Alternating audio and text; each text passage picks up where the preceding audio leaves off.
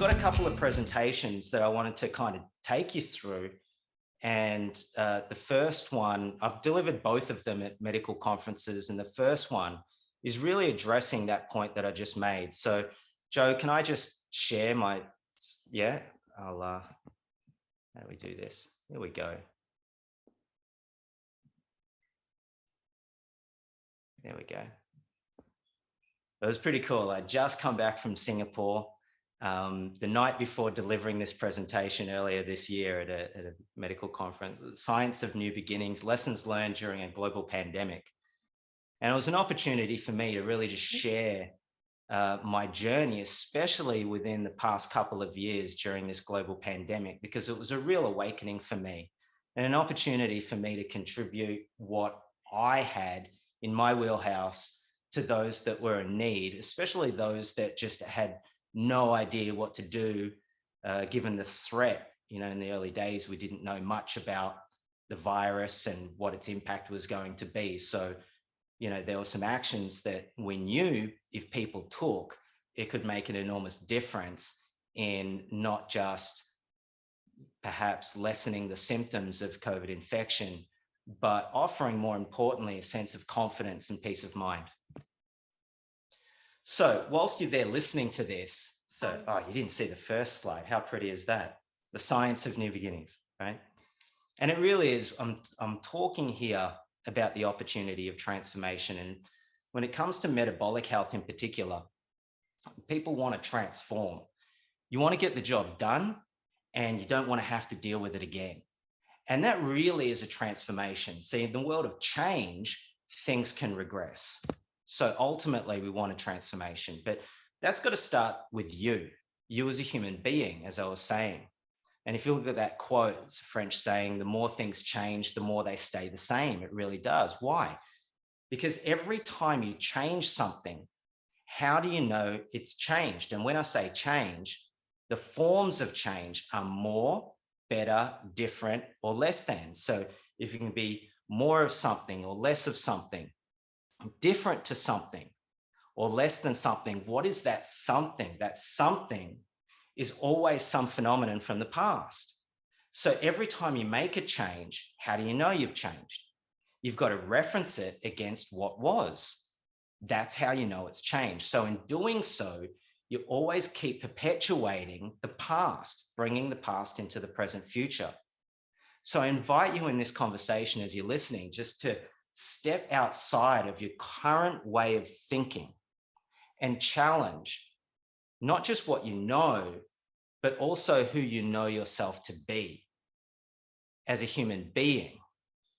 And one of the aspects that there is to transform, I wouldn't go so far as to transcend, but at least have an awareness of and an appreciation where you can be responsible for the ordinary machinery of being human. And human beings are addicted to change all the time. Happened from when we were really young, something happened and you know, made up some story about yourself, and whatever that story was, and validated yourself or others or life.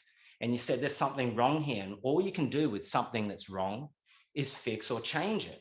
And that's why we're so addicted to that phenomenon. The problem is every time you change, it certainly in the areas that you may be really committed to, but haven't been able to have a real impact on, there's a real sense of dissatisfaction. And you know this, if you just look at your own human personal experience of life, every time you change, there's some degree of dissatisfaction. So what we're talking about here is going beyond the world of change and into the world of transformation.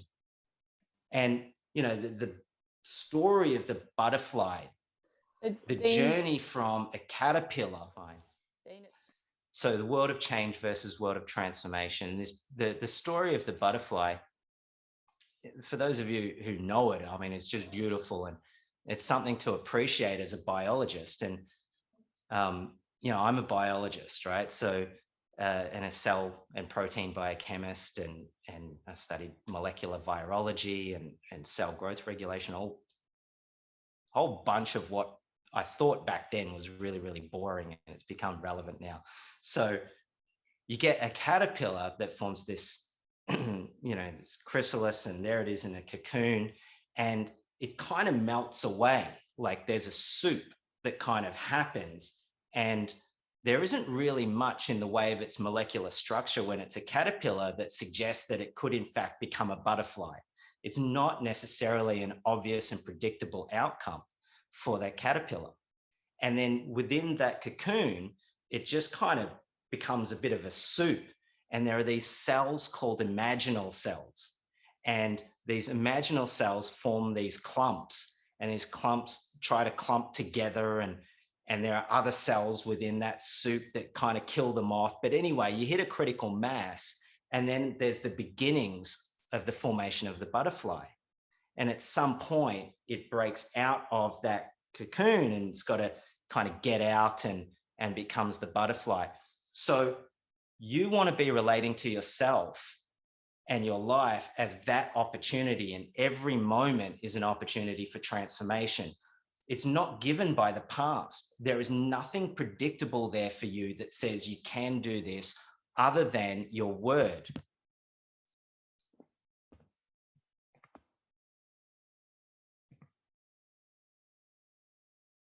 So how do you do this? Like I said, your word, oh, this is going to get really annoying because you can't see the whole slide. Damn it.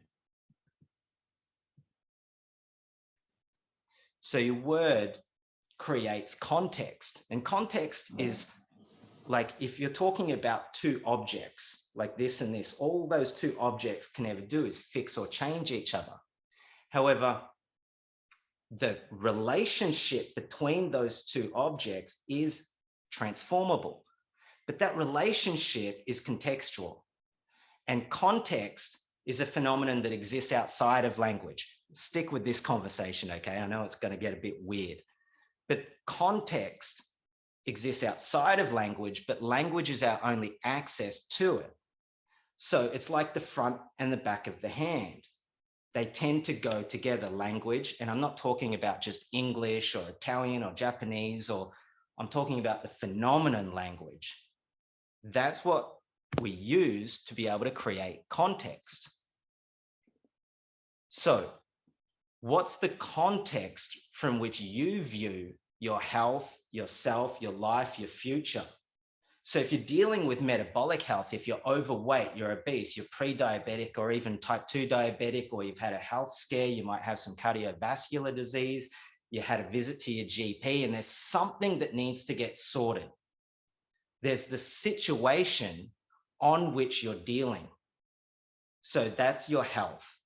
And then there's the environment in which you're dealing with that said situation. And then there's yourself in dealing with that said situation within that environment. So you want to ask yourself the question, get really, really clear for yourself, not just what's the situation on which I'm dealing, but what's the environment in which I'm dealing with it. You know, if you're dealing, and the context for you is your health, your weight, maybe you've never had any power in being able to alter and shift your weight. Maybe it's like been decades, maybe even your whole life. Maybe even historically, you look back at your family and there's just a history of ill health and overweight/obesity. But you have an opportunity to create something new, distinct from the past. How do you do that? You have to examine it. So the situation on which you're dealing, there's a particular view or context in which you hold that. It might be one of, it's never going to happen, it's impossible, it's too hard.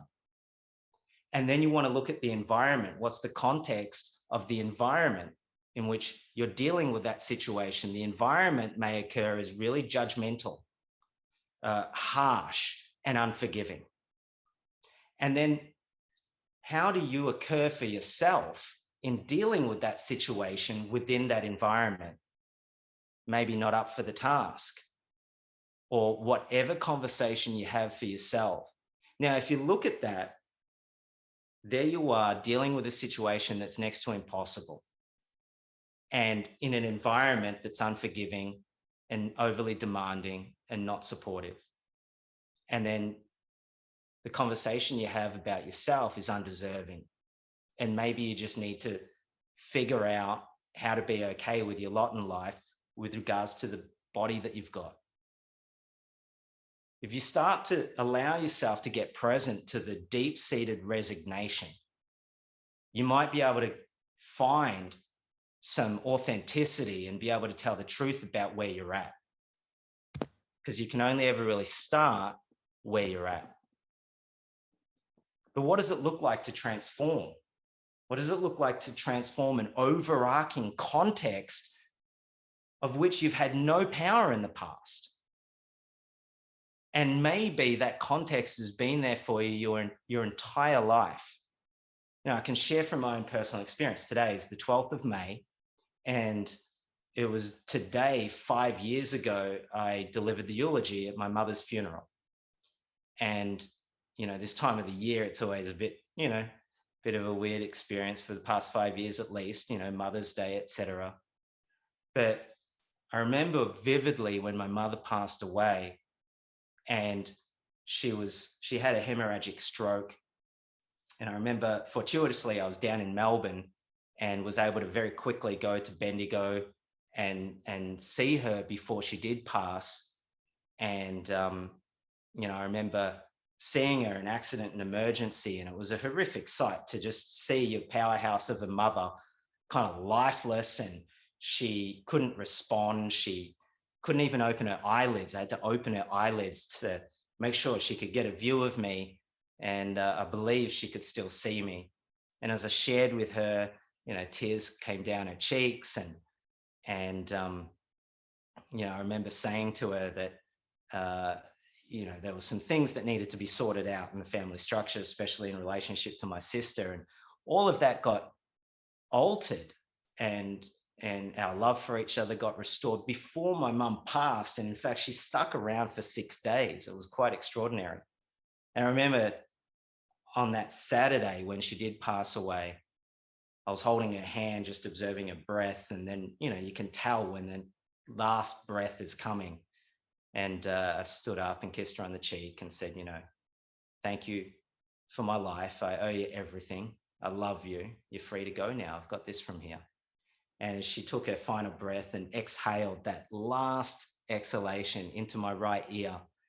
And, it was quite extraordinary. I stood up and I looked at her, and it was amazing. It's like all the wrinkles had just disappeared from her face. And there was this moment where I got, wow, I'm not my mother's baby anymore. I'm a 40-year-old man with 2 kids.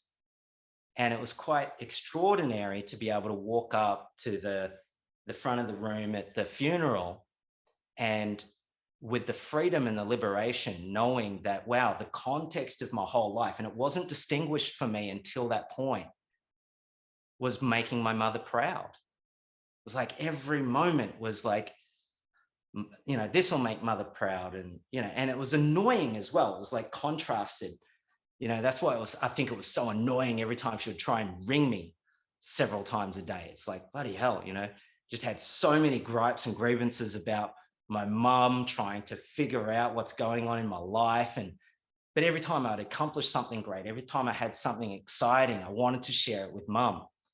And that really was the context of my life, was making mum proud. And I didn't even know it. And the beauty of it was, if you can trace it back, because the context is always decisive, who would want so desperately to make their mother proud is someone who thought that they didn't. And it was in that moment I got to let go of. First, I had to distinguish it, and then I was able to let it go, take responsibility for it. In other words, I made that up. There was nothing imposed on me. That was a context that I decided upon some time ago, and then carried that throughout my life unknowingly. But now I knew. So I could let it go, and I could just accept that she was proud of me. There was nothing further I needed to do or be. I was her son. And that was one of the most liberating experiences of my life. And my life just took on a different dimension. And if you can work with a coach, if you can work with yourself, if you can take on life in a way where you start to discover these contexts in which you've been operating that you weren't even aware of, then your life can take on a whole new dimension, one where you've got freedom and power and peace of mind. So there's also some physiology to this. Something shifts in your brain because the contexts and language and the meanings that you make up in life exist in a physical sense. So by the time you've reached about 6 years of age, your brain has about 100 billion neurons. And every neuron, these brain cells, has hundreds to thousands of neuronal connections, these dendritic connections. So when you think about the sheer number of neuronal connections in your brain, some people have said that it exceeds the number of molecules in the observable universe. It's unfathomable. What's really cool these days is we have some technology available that can map some of those major highways, those connections in your brain, not all of the intricate connections, but the major highway connections. And this is really, really cool because in a transformed brain, what happens is there are these neuronal connections that trigger really readily. So why? How did that come about? Think about it. Ever been in a situation where your reaction was completely disproportionate to what was actually happening? Like maybe there's times you've had to, come back to a conversation and apologize for your reaction because it was just so disproportionate and inappropriate to the person you were speaking with and what was actually happening. Well, what happened there was a little bit of perception that came in, and then your brain filled in the rest of the story from the past. And these are past-derived neuronal brain patterns that trigger very readily. Why? Because they had a survival advantage at the time that they were created. There was some threat that you're trying to avoid or some way of being that you must have to put on to compensate for some perceived inadequacy from the past. Now, that what we call action potential threshold is quite low in those neuronal connections, especially in that midbrain, your reptilian brain, which is all about survival. But what if we could raise that action potential threshold on those networks so it doesn't fire so readily? That is actually what's possible. And you do have a direct access to being able to do that in your brain.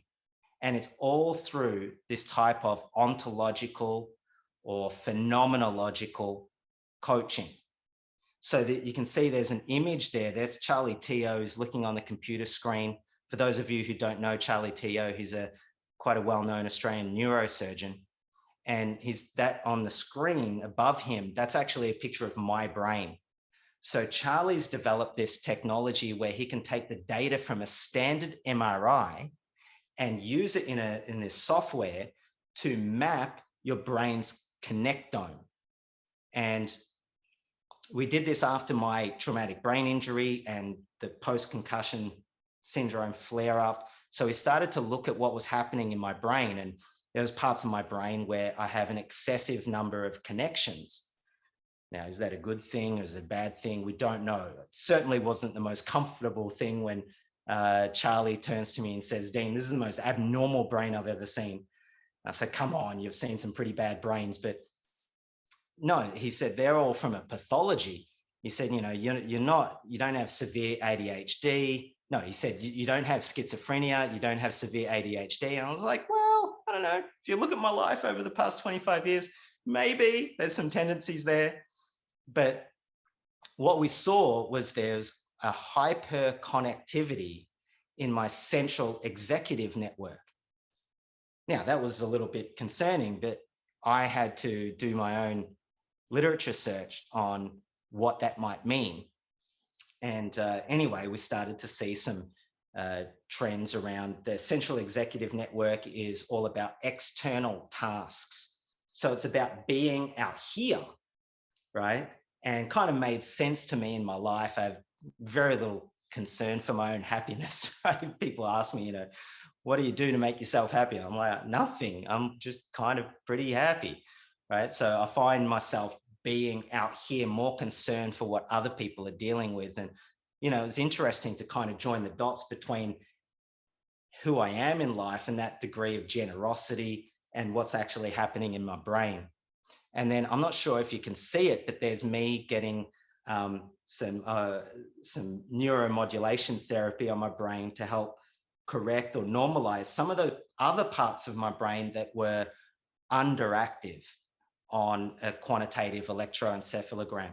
So you can see I'm getting some electrical stimulation, and then that laser that Dr. Eric Hansen in the Gladesville Clinic, he's a neuro rehab guy, he's shining a red light into my brain at a particular frequency.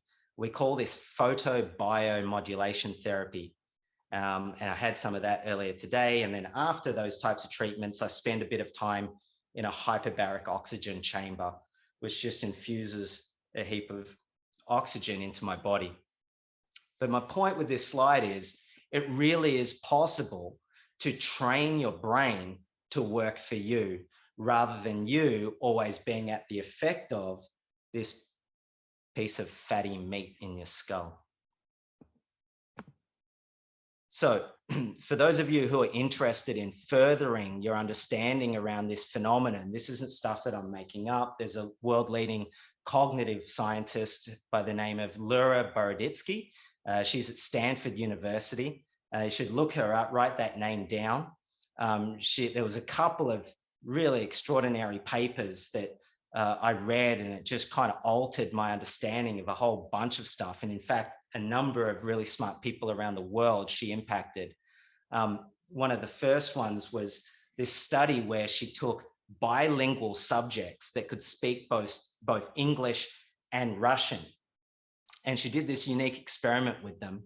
And because she had a methodology that could interrupt the thinking of one language at a time. And that's really, really cool because I'm not bilingual. I don't know about this, but those people who are bilingual that I've been able to speak to, they tell me, yeah, you can speak, you can think in each of the different languages. Now, why was she interested in doing this? There was always the understanding that language and perception were related, or there was a relationship between those two phenomena, but no one could provide any empirical data or evidence to suggest that that was the case in actuality. And what she was able to do was take these subjects that spoke both Russian and English and show them a blue color scale, where the blue went from a very light blue through to a very dark blue. Now, if you showed that to me, I would say there's light blue and there's dark blue and there's lighter blue and there's darker blue. And that's about all I see. But apparently what happened in this study is when she showed it to the English, when Russian thinking was interrupted, so they could only think with English, they saw a particular blue color scale.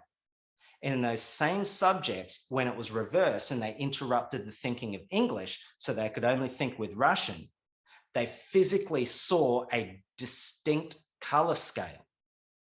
Now, this was kind of extraordinary to generate this kind of data because it had social scientists around the world going, well, geez, no wonder there's war. People who speak in different languages just do not see the same reality. So that was the first study. The other one in 2011, I think it's pertinent and important that we kind of wrap our head around this study, especially in light of the pandemic. So she studied the impact of metaphors. And again, metaphors are a form of language, right? It's what we do, how we use language in a particular way. So she took this, there was a city in America that had a dramatic increase in its rate of crime. And she took two study groups, people from this city, and she gave them exactly the same data. However, the statistics were framed in two different metaphors. And in one study group, the metaphor that they used to frame the increase in crime rate was virus. And in the other group, the metaphor they used was beast. And interestingly, their job, or the study groups, were tasked with coming up with a solution to dealing with that problem. And in the study group where beast was used as a metaphor, remember, same statistics, same phenomenon, increasing crime rate, just two different metaphors in which it was framed. Where beast was used as a metaphor, their solution to dealing with the problem was increase the number of police and the size of the jails. Where virus, and mind you, where virus was in fact back then related to as a biological entity, their solution was education and social reform. So I invite you to start examining what are some of the metaphors that you hold your ill health in. What stories do you tell yourself about the situation that you're in? Because there really is a direct access for you to be able to transform that. And when the situation, the way in which it shows up for you alters, your performance will alter to correspond with that. The way in which it occurs is perfectly correlated to the actions or inactions, i.e. your performance. So how we alter people's behavior is not by, putting them through some great boot camp and forcing people to change. No, over time, through the various practices that you take on, even when being on a diet, each of the phenomenon, whether it be eating a particular way or managing yourself to avoid certain foods, there are daily, weekly, monthly practices that start to really alter and reframe the way in which you view the food, the situation, your health, your body, and your future. And that's what ultimately leads to different outcomes, is not thinking differently, not positive thinking. Yes, you have to put in some intellectual effort, but the purpose of thinking is such that you don't have to.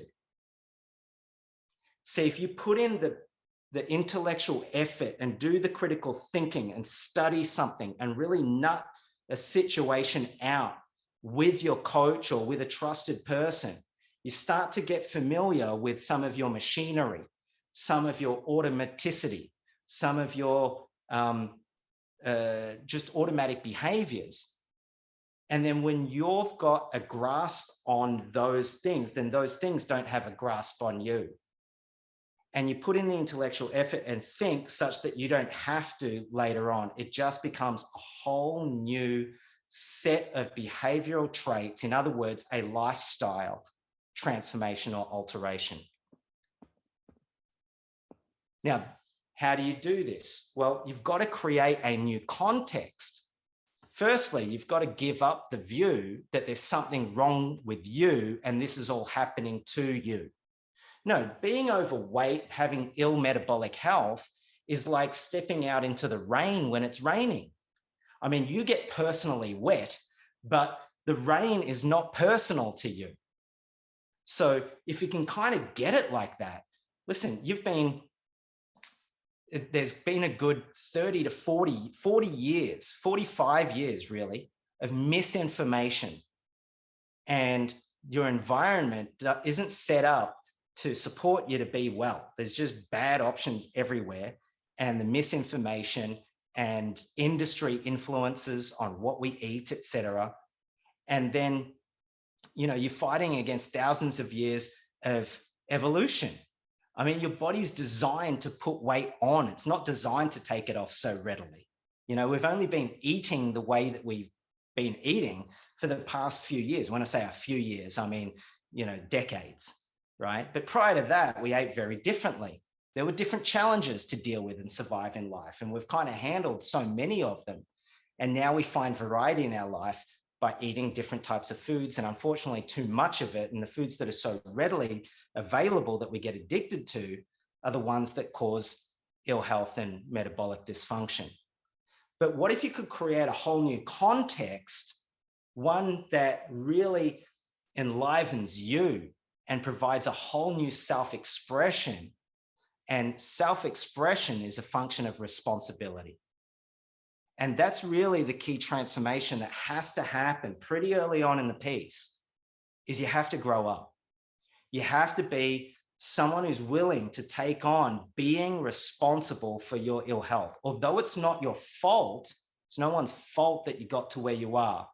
Look, it may be, but what good does that do, pointing the finger at anyone else out there or even yourself? That accomplishes nothing. You are where you're at. And if you start there, and then in a new future, one of your own design, you might be able to start taking responsibility for where you're at and the appropriate actions towards a whole new future that's no longer given by the past. And that's where you can really discover your self-expression as a healthy, healthful human being. And do so as a contribution, not just to yourself, but to the people around you. You know, when you're enlivened and lit up and you've got a sense of vitality and you haven't got all the aches and pains and you're not so self-conscious about your physicality, you're more available to the people that you love and care about. Maybe that could be a context, rather than just fixing something that's wrong and trying to lose a little bit of weight. To what end? You lose 6 kilograms, you gain 4, you lose 8, you gain 10, up and down for the rest of your life. For what? In the hope that your family save a few dollars on a smaller coffin? Or in the hope that you don't start a fat fire when they cremate you? What's the point of that? But what if you could create a whole new context for your participation in that game? One where maybe you restore a sense of personal satisfaction and personal dignity.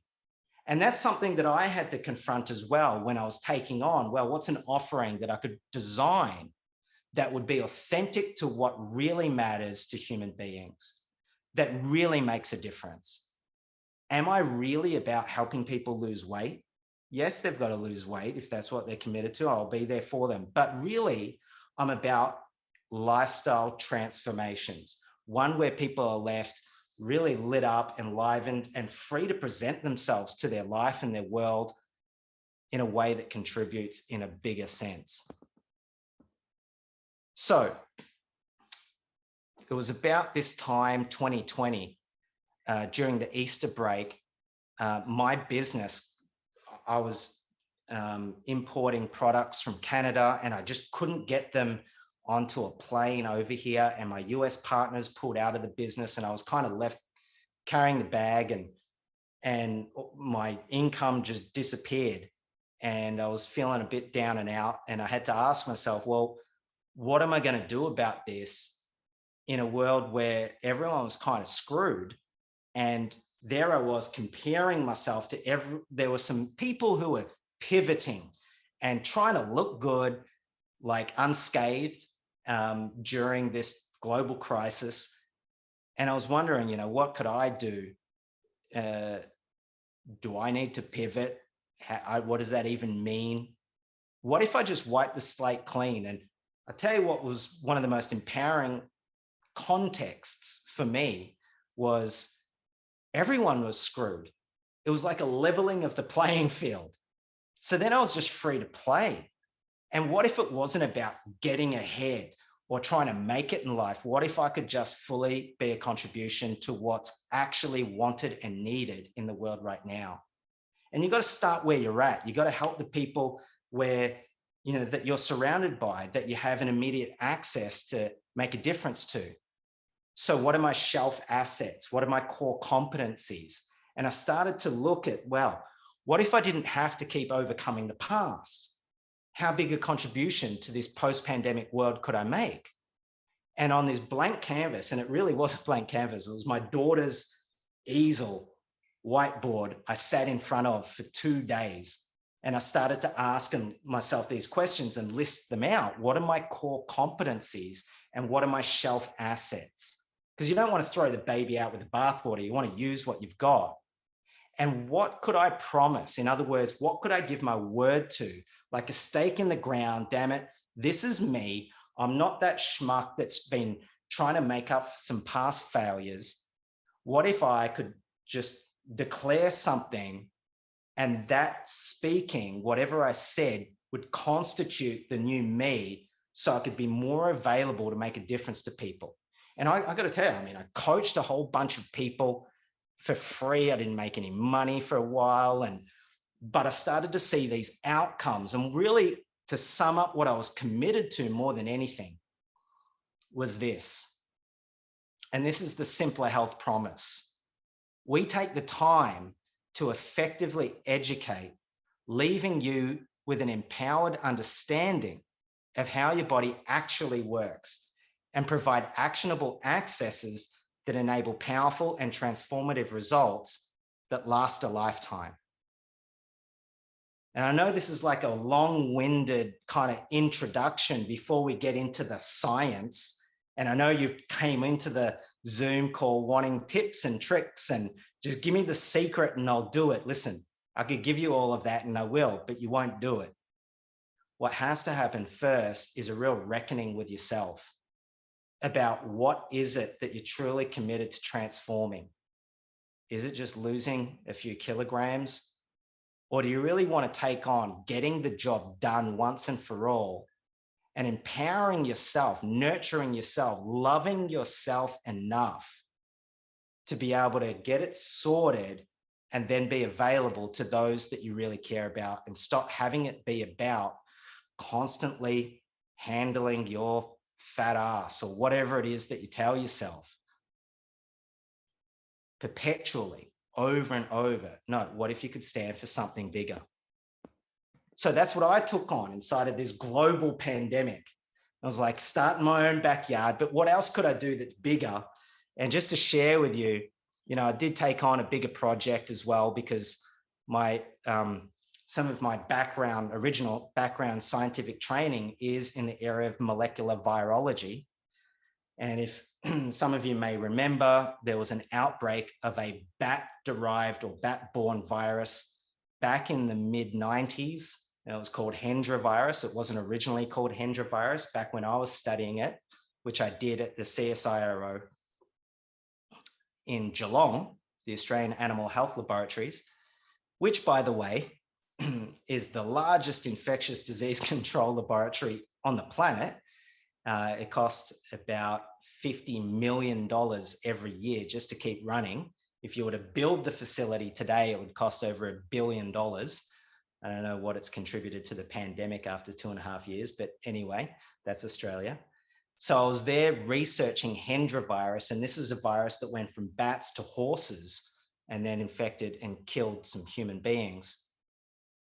And my supervisor back then, Professor Lin-Fa Wang, he's gone on to become arguably the #1 COVID scientist on the planet. He is known as the Batman. And if you're going to have an area of expertise today, it's what he's got. He's the world leading authority in bat-borne coronaviruses. So he's got a lot of inside information as to the realities and the actualities of what's happened during this pandemic and from a virologist's perspective. So I reached out to him and I said, how can I contribute? How could I make a difference? What can we do together? And so I took on these commitments, reversing metabolic syndrome and type 2 diabetes. Why? That's the background condition that makes the symptomology of COVID infection way more severe. Those that are type 2 diabetic, they're 12 to 15 times more likely to die from a COVID infection than a normo-metabolic human being. So we've got to make a difference to offer some sense of control, some power to an individual to take on their own health. You've got to handle that background health.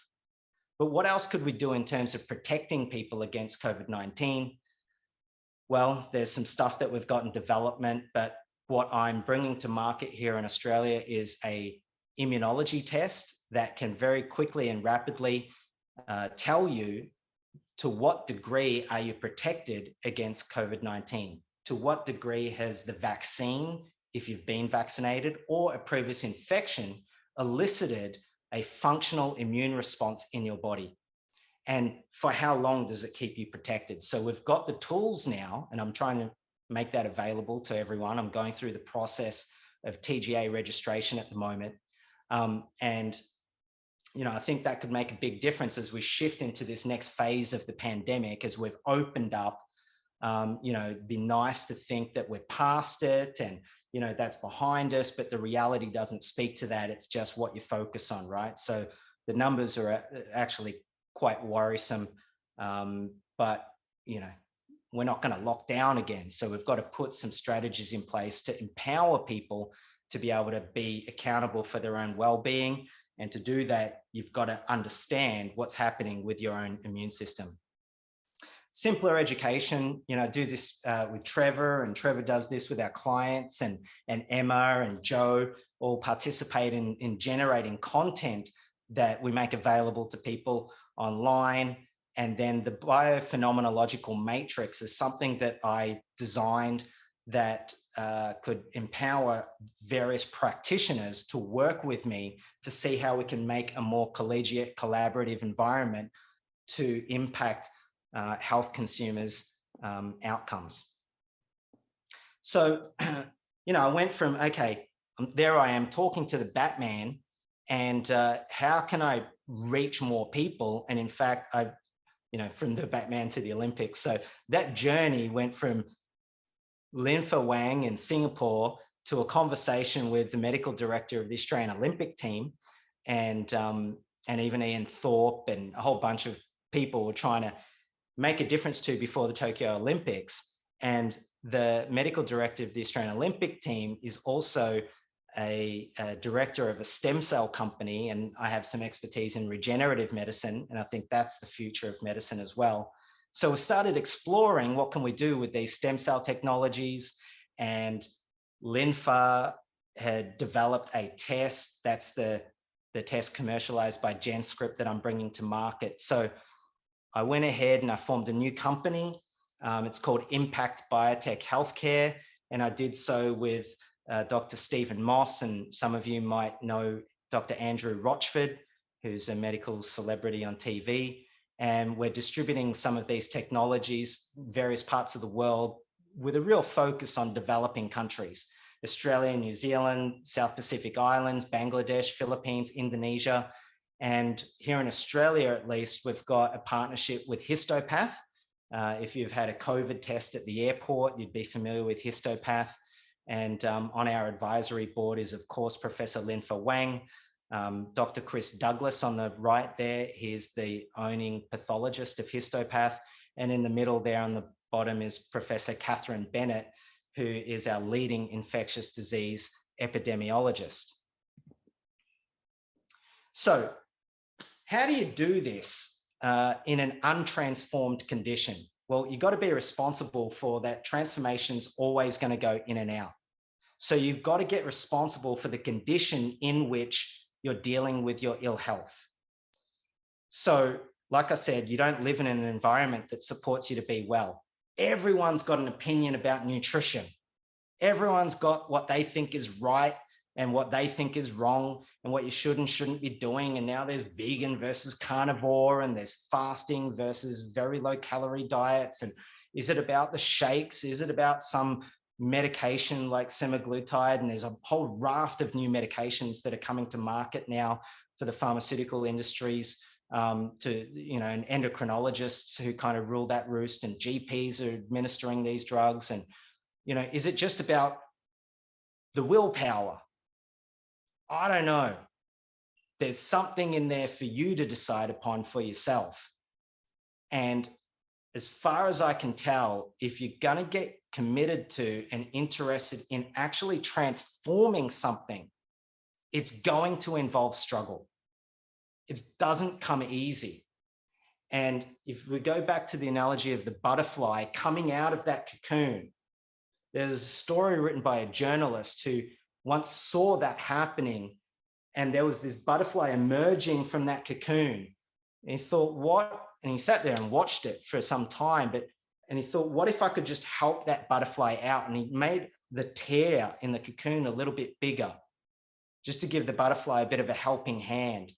This would be akin to hand holding, or you deferring accountability to someone else, saying, just tell me what to do and I'll do it.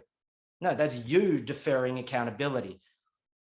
What if you could take on the opportunity of the struggle?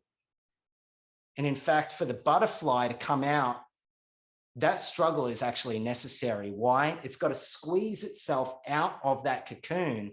And in doing so, the fluid gets squeezed out of the wings, so they dry out properly and form, enabling it to fly. And if you're not willing to give yourself to the struggle and be in the uncomfortableness of it, you'll never be able to truly fly. So what if you could do all of that? Because it's going to get tough from time to time. You're going to be tempted. You're going to want to give up. So you've got to have a context of being up to something bigger than yourself. And I designed the whole package of the Simplr Health protocol for big people with big lives. And I don't mean, at the end of it, you end up bigger in terms of your physicality. No, we want people who have a desire to be bigger, to participate in life in a bigger way than they have been. And if you get honest with yourself and your ill health, you'll start to identify areas in life that you've withdrawn from. And now you can start looking at, wow, what if I could expand my capacity to participate in these areas where I've been playing small or not even playing at all? What's that platform that if you handled your health and you had some confidence and peace of mind and power and you could trust yourself again, what platform would you stand upon? How would you present yourself? Where would you go? What would you get up to? So it all starts with being present. That's what I mean. If you can start examining where you're at right now, really, and then listening is your access to being present.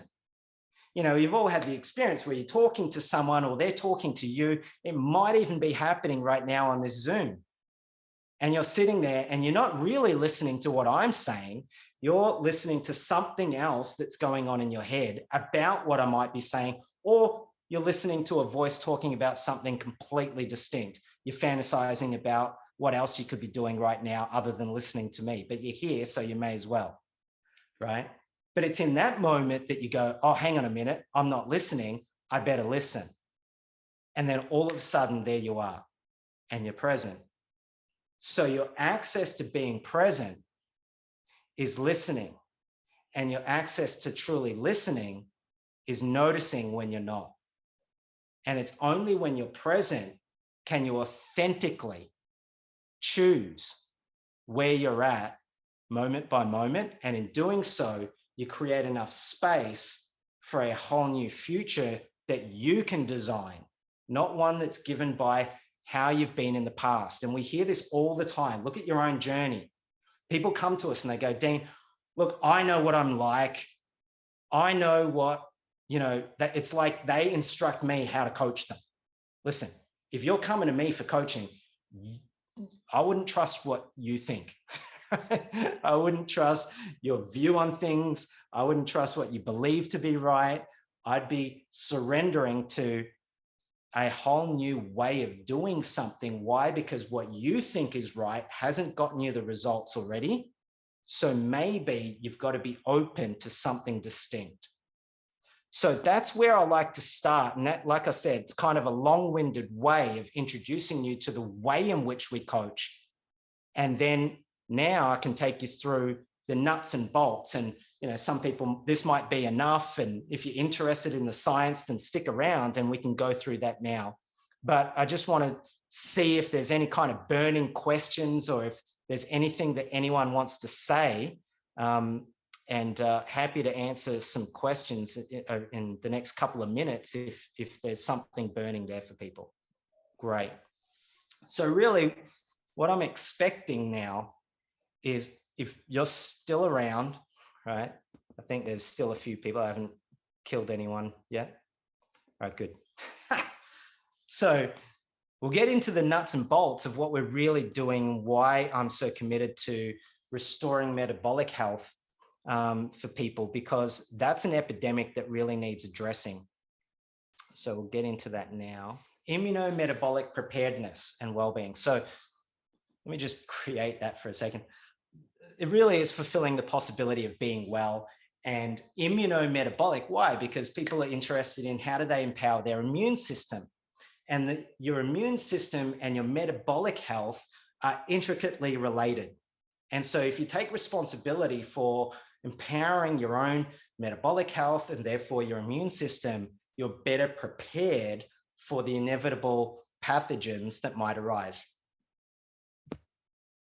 So the impact of obesity on health, well, 2/3 of the adult population here in Australia are at least overweight. So when people talk about comorbidities, that's most people. 2/3, half of that cohort are obese. What does that mean? You've got a BMI, a body mass index, above 30. What does that equate to in terms of the length, the total life expectancy for a human being? Well, if you've got a normal body weight, then you're going to live about 80 years. But if you've got an overweight situation where you've got a BMI over 25, there's a loss in expectant life years. And the loss of expectant life years increases the bigger that you are. So if you've got a BMI over 35, then you're expected to die around 15 years earlier than the normal weight life expectancy. So you want to think about, wow, where am I now? How big am I? How much bigger am I going to get? If you look at the trajectory with which that you gained weight, and if you keep doing the same stuff, eating the same way, then it's likely you'll continue to either stay at that weight or get bigger. And what's the impact on your health now and in the immediate future? Well, if you look at, there are some obvious ones here that we really want to avoid as we get older. The ones that are underlying, there are several cancers that obesity contributes to. Why? The underlying biochemical environment that causes weight gain is an excess amount of insulin, which is a hormone that gets secreted from your pancreas.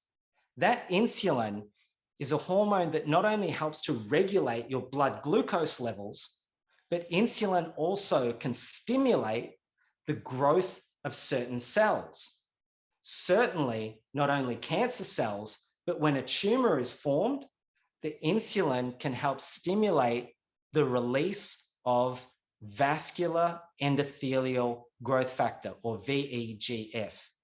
VEGF, its abbreviated name, stimulates the growth of new blood vessels. Now that's important for a tumor because if you've got a mass of cancerous cells, the ones in the middle are going to die unless there are channels available to feed them oxygen and nutrients, etc. And when you have an excess amount of insulin available, not only do precancerous cells survive, can form tumors, but then the insulin helps empower those tumors to survive, and then those cells can potentially metastasize to the point where you've got cancer. That we want to avoid. The other one, the other two, actually, if you look to the right, depression. We see this a lot, especially in middle-aged men, where there's a breakdown in some tangible phenomena in their life. It might be a relationship or marriage breakup. It might be a loss of employment. There might be financial hardships. and the experience of loneliness, and their well-being, their nutritional status doesn't get taken care of, or they just have no distinctions in that, and this phenomenon of central adiposity, in other words, too much fat gained around the belly, there's a relationship between the inflammation that causes and depression. And, you know, I think a lot can be said for a number of structures to be put in place to help empower the metabolic health of middle-aged men, 40 years plus. I mean, there's too many of us that are just taking our lives, and you know, for reasons that aren't clearly understood. But this is something tangible that we can contribute to and do something about, is the nutritional status when people are dealing with hardships in their life. You know, the one on the bottom right, degenerative joint disease, you know, you might know this as osteoarthritis, where the cartilage in your joints degenerates to the point where sometimes we say bone on bone. Well, why does that happen? Well, there might be some originating trauma that causes some ligament laxity, which means there's an instability in that joint, and that instability causes some wear and tear. But how come it causes so much destructive damage to the point where you see so many people now getting joint replacement surgery at such a young age? Well, when I had the stem cell clinic and we used to treat osteoarthritic joints with people's own stem cells, in fact, we would take their fat tissue and isolate the stem cells out of their fat, and you can get per gram of tissue 500 times more stem cells out of fat than you can from bone marrow, which was great because most people have enough fat that we can extract a little bit. And then in the lab, grow those stem cells, and then we used to inject them into the patient's joints. And what we observed is that 85, 90% of the patients that we were treating had metabolic syndrome. In other words, metabolic dysfunction. And so they had a heightened amount of insulin that their pancreas was secreting. Why? Because they ate too much goddamn sugar, and they had too much fat around their belly, and they had high blood sugar, and they had high cholesterol, and their blood pressure was up too high. These are the symptoms of metabolic syndrome. It was the vast majority of them. Why? What's the relationship between metabolic syndrome and osteoarthritis? If you've got too much insulin circulating in your body because you're eating dessert all through the day, which, by the way, that's what the Australian Dietary Guideline tells us to do, to have sugar or dessert all through the day, from breakfast cereal in the morning right through to ice cream at the end of the day. You're secreting too much insulin, and that insulin is pro-inflammatory.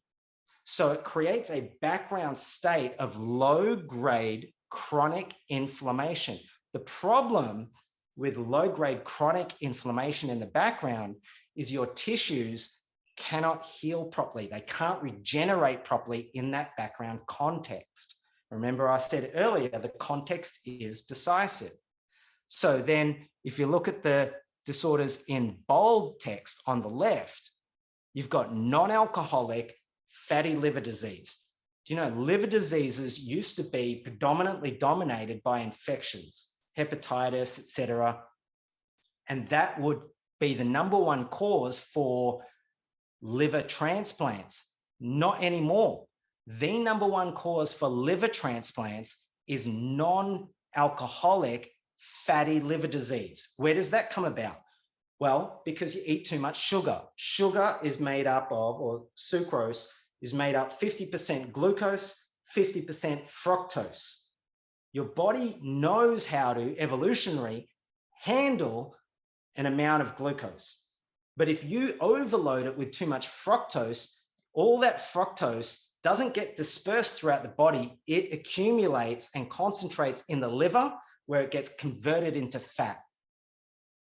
And that fatty liver is one of the first aspects of the metabolic syndrome. That's where you start to develop insulin resistance, where your body no longer responds as well to the insulin that you're secreting. What's the problem with that? Well, if your body's not responding so well to the insulin that the pancreas is secreting, the insulin says, well, damn it, I'm just going to have to secrete more. And remember, I said insulin is pro-inflammatory. So that's just going to drive the inflammation up even further and lead to other downstream diseases of aging. So you go from non-alcoholic fatty liver disease, 2/3 of the adult population are at risk of this. That leads to metabolic syndrome, which is the precursor to type 2 diabetes. That's a disease you don't want. You know, I hear too often, oh, type 2 diabetes, you can reverse it with diet. I wouldn't play that game. Yes, you can. It is reversible to a degree, but you do not want to get to that point where now you have a disease to reverse. Why? Because by the time a GP diagnoses a patient with type 2 diabetes, they've already lost 50% of their pancreatic beta cell function. The beta cells are the cells that secrete the insulin. 50%. You're going to try and regenerate that much lost function in your pancreas? You're willing to gamble and play that game? You know, it always bewildered me that someone would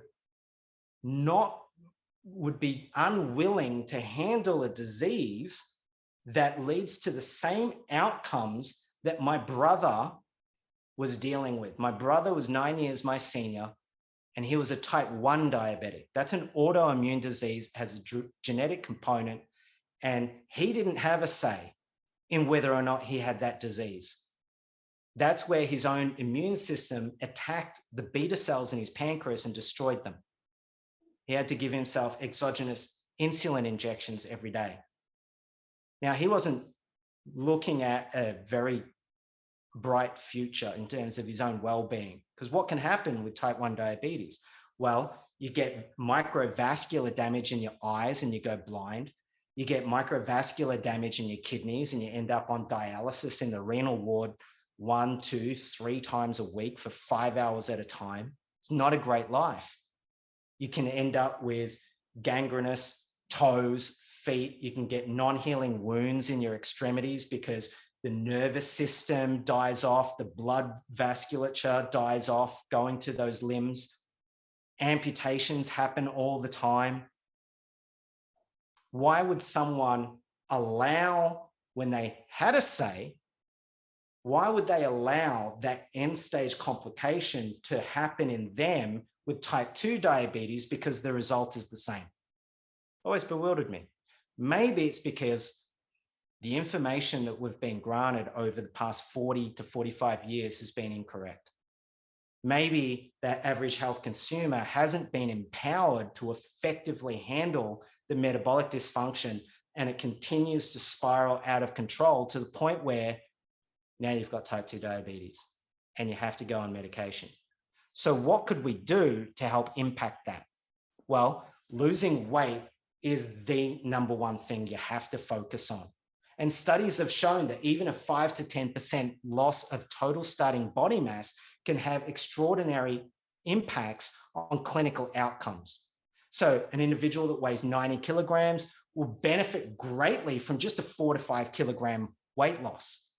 And when a patient sees a GP and the GP says to the patient, you need to lose weight, what the GP is hoping and praying to all the gods for is that 5 to 10% loss in total starting body mass.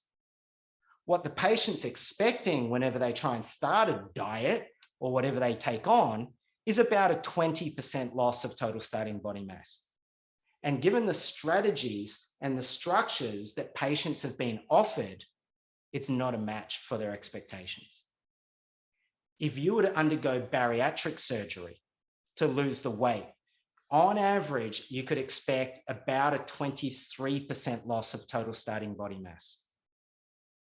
What we get with the Simplr Health protocol is the clinical studies, and I'll show you the data a little bit later, showing 12 weeks, a 15% loss of total starting body mass, but we're consistently getting anywhere from 20 to 40% loss of total starting body mass. So if you're a 100 kilogram person, it's within the realm of expectation that you could lose 30 to 40 kilograms with us, depending on your frame and how much muscle mass you've got on you. Now, the problem out in the sort of ether is that doctors, not all doctors, are speaking to their patients about what needs to happen. And worse than that, when the doctors do speak, they don't speak committedly, nor do patients listen, or do they listen committedly to the message that's being passed on them. So this is data from the US. You can see 52% of physicians report that they recommended that patients enroll in a structured weight loss program. However, only 5% of patients interviewed recall having heard that message. And at least 90% of doctors say that they're at the very least telling their patients that they ought to alter some of their lifestyle habits and maybe change their diet and exercise. But less than 20% of patients recall having heard their doctor say that. Now, patients aren't listening, and then how many of those that did hear the message take actions that work and are supported to go all the way through to an ideal body weight? Not just losing a little bit, but what's that ideal body sense of health and vitality that you really want? Because people go for what they know they can get. That's why when a lot of clients, you might even be thinking to yourself, oh yeah, if I could just lose 5 or 10 kilograms, that's all I need to lose. I look at people, I can see it, even when I don't see their body, in their facial structure, the fat around their neck, the impact that that's having on their airway, the sleep apnea, the lack of oxygen to their brain during the evening, the snoring, the disruption to their partner in bed. I mean, the impact on someone's life is wide ranging and it's deep. And we kid ourselves by saying, oh yeah, I only need to lose 5 to 10 kilograms. I look at people, I'm like, you should double that.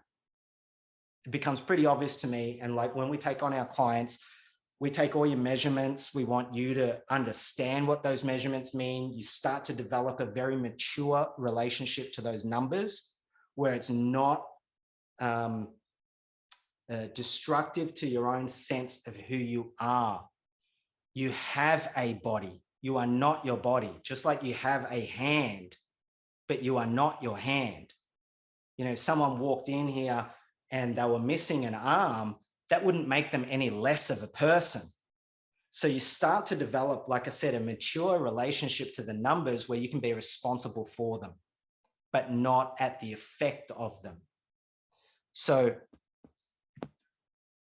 the challenge and the opportunity for practitioners is taking this on. If they look at their patient base, then 2/3 of their adult patients are going to have something to deal with in restoring metabolic health. And we need to really not wait for the doctors to learn nutrition. Ain't going to happen. Everyone keeps bagging GPs for not understanding nutrition to the degree that they think doctors should understand nutrition. No, dietitians have ruled that roost for a really long time. I'll be really straight and frank about this. The Dietitians Association of Australia is being too heavily influenced by the food industry. All these packaged foods that tell us that they're healthy and that they're, I mean, phenomena like organic and natural sugars. I mean, sugar's sugar. It's going to increase your insulin levels, whether it's natural or not. I mean, agave, etc. I mean, there's more fructose in agave than there is in just table sugar. I mean, we have to ourselves as health consumers develop a more mature, intelligent understanding of the realities and not have our understandings of what is and isn't healthy dictated to us by industry. So this is where you have to start taking on being personally responsible for yours and those that you care about well-being. And it's not just about losing the weight, it's about how you lose the weight, because there are many different ways to lose the weight, but every different weight loss structure ends up with a different biochemistry at the end of it and a different body composition and a different hormonal profile. So you want the body composition and hormonal profile and cellular biochemistry that will better allow you to sustain that result long-term. So here's the metabolic syndrome. Central adiposity. So if you've got too much fat around your waist. So men should have a waist circumference of 94 centimeters or less. Women, it's about 80 to 84 centimeters or less. Women, you want to have a bigger waist and bum than your, bigger hips and bum than your waist circumference. So you want that hourglass figure. You don't want the apple shape, right? The hourglass figure is consistent with longevity. Women live longer than men anyway, but you know, you want to manage not having a belly like a man. Men, we just put all the fat in our belly, and it's worse for men because we develop that visceral fat a lot more readily than females. That's not to say that females don't. There's high blood pressure, and hypertension or high blood pressure is the #1 risk factor for all-cause mortality. And then you've got high cholesterol or dyslipidemia.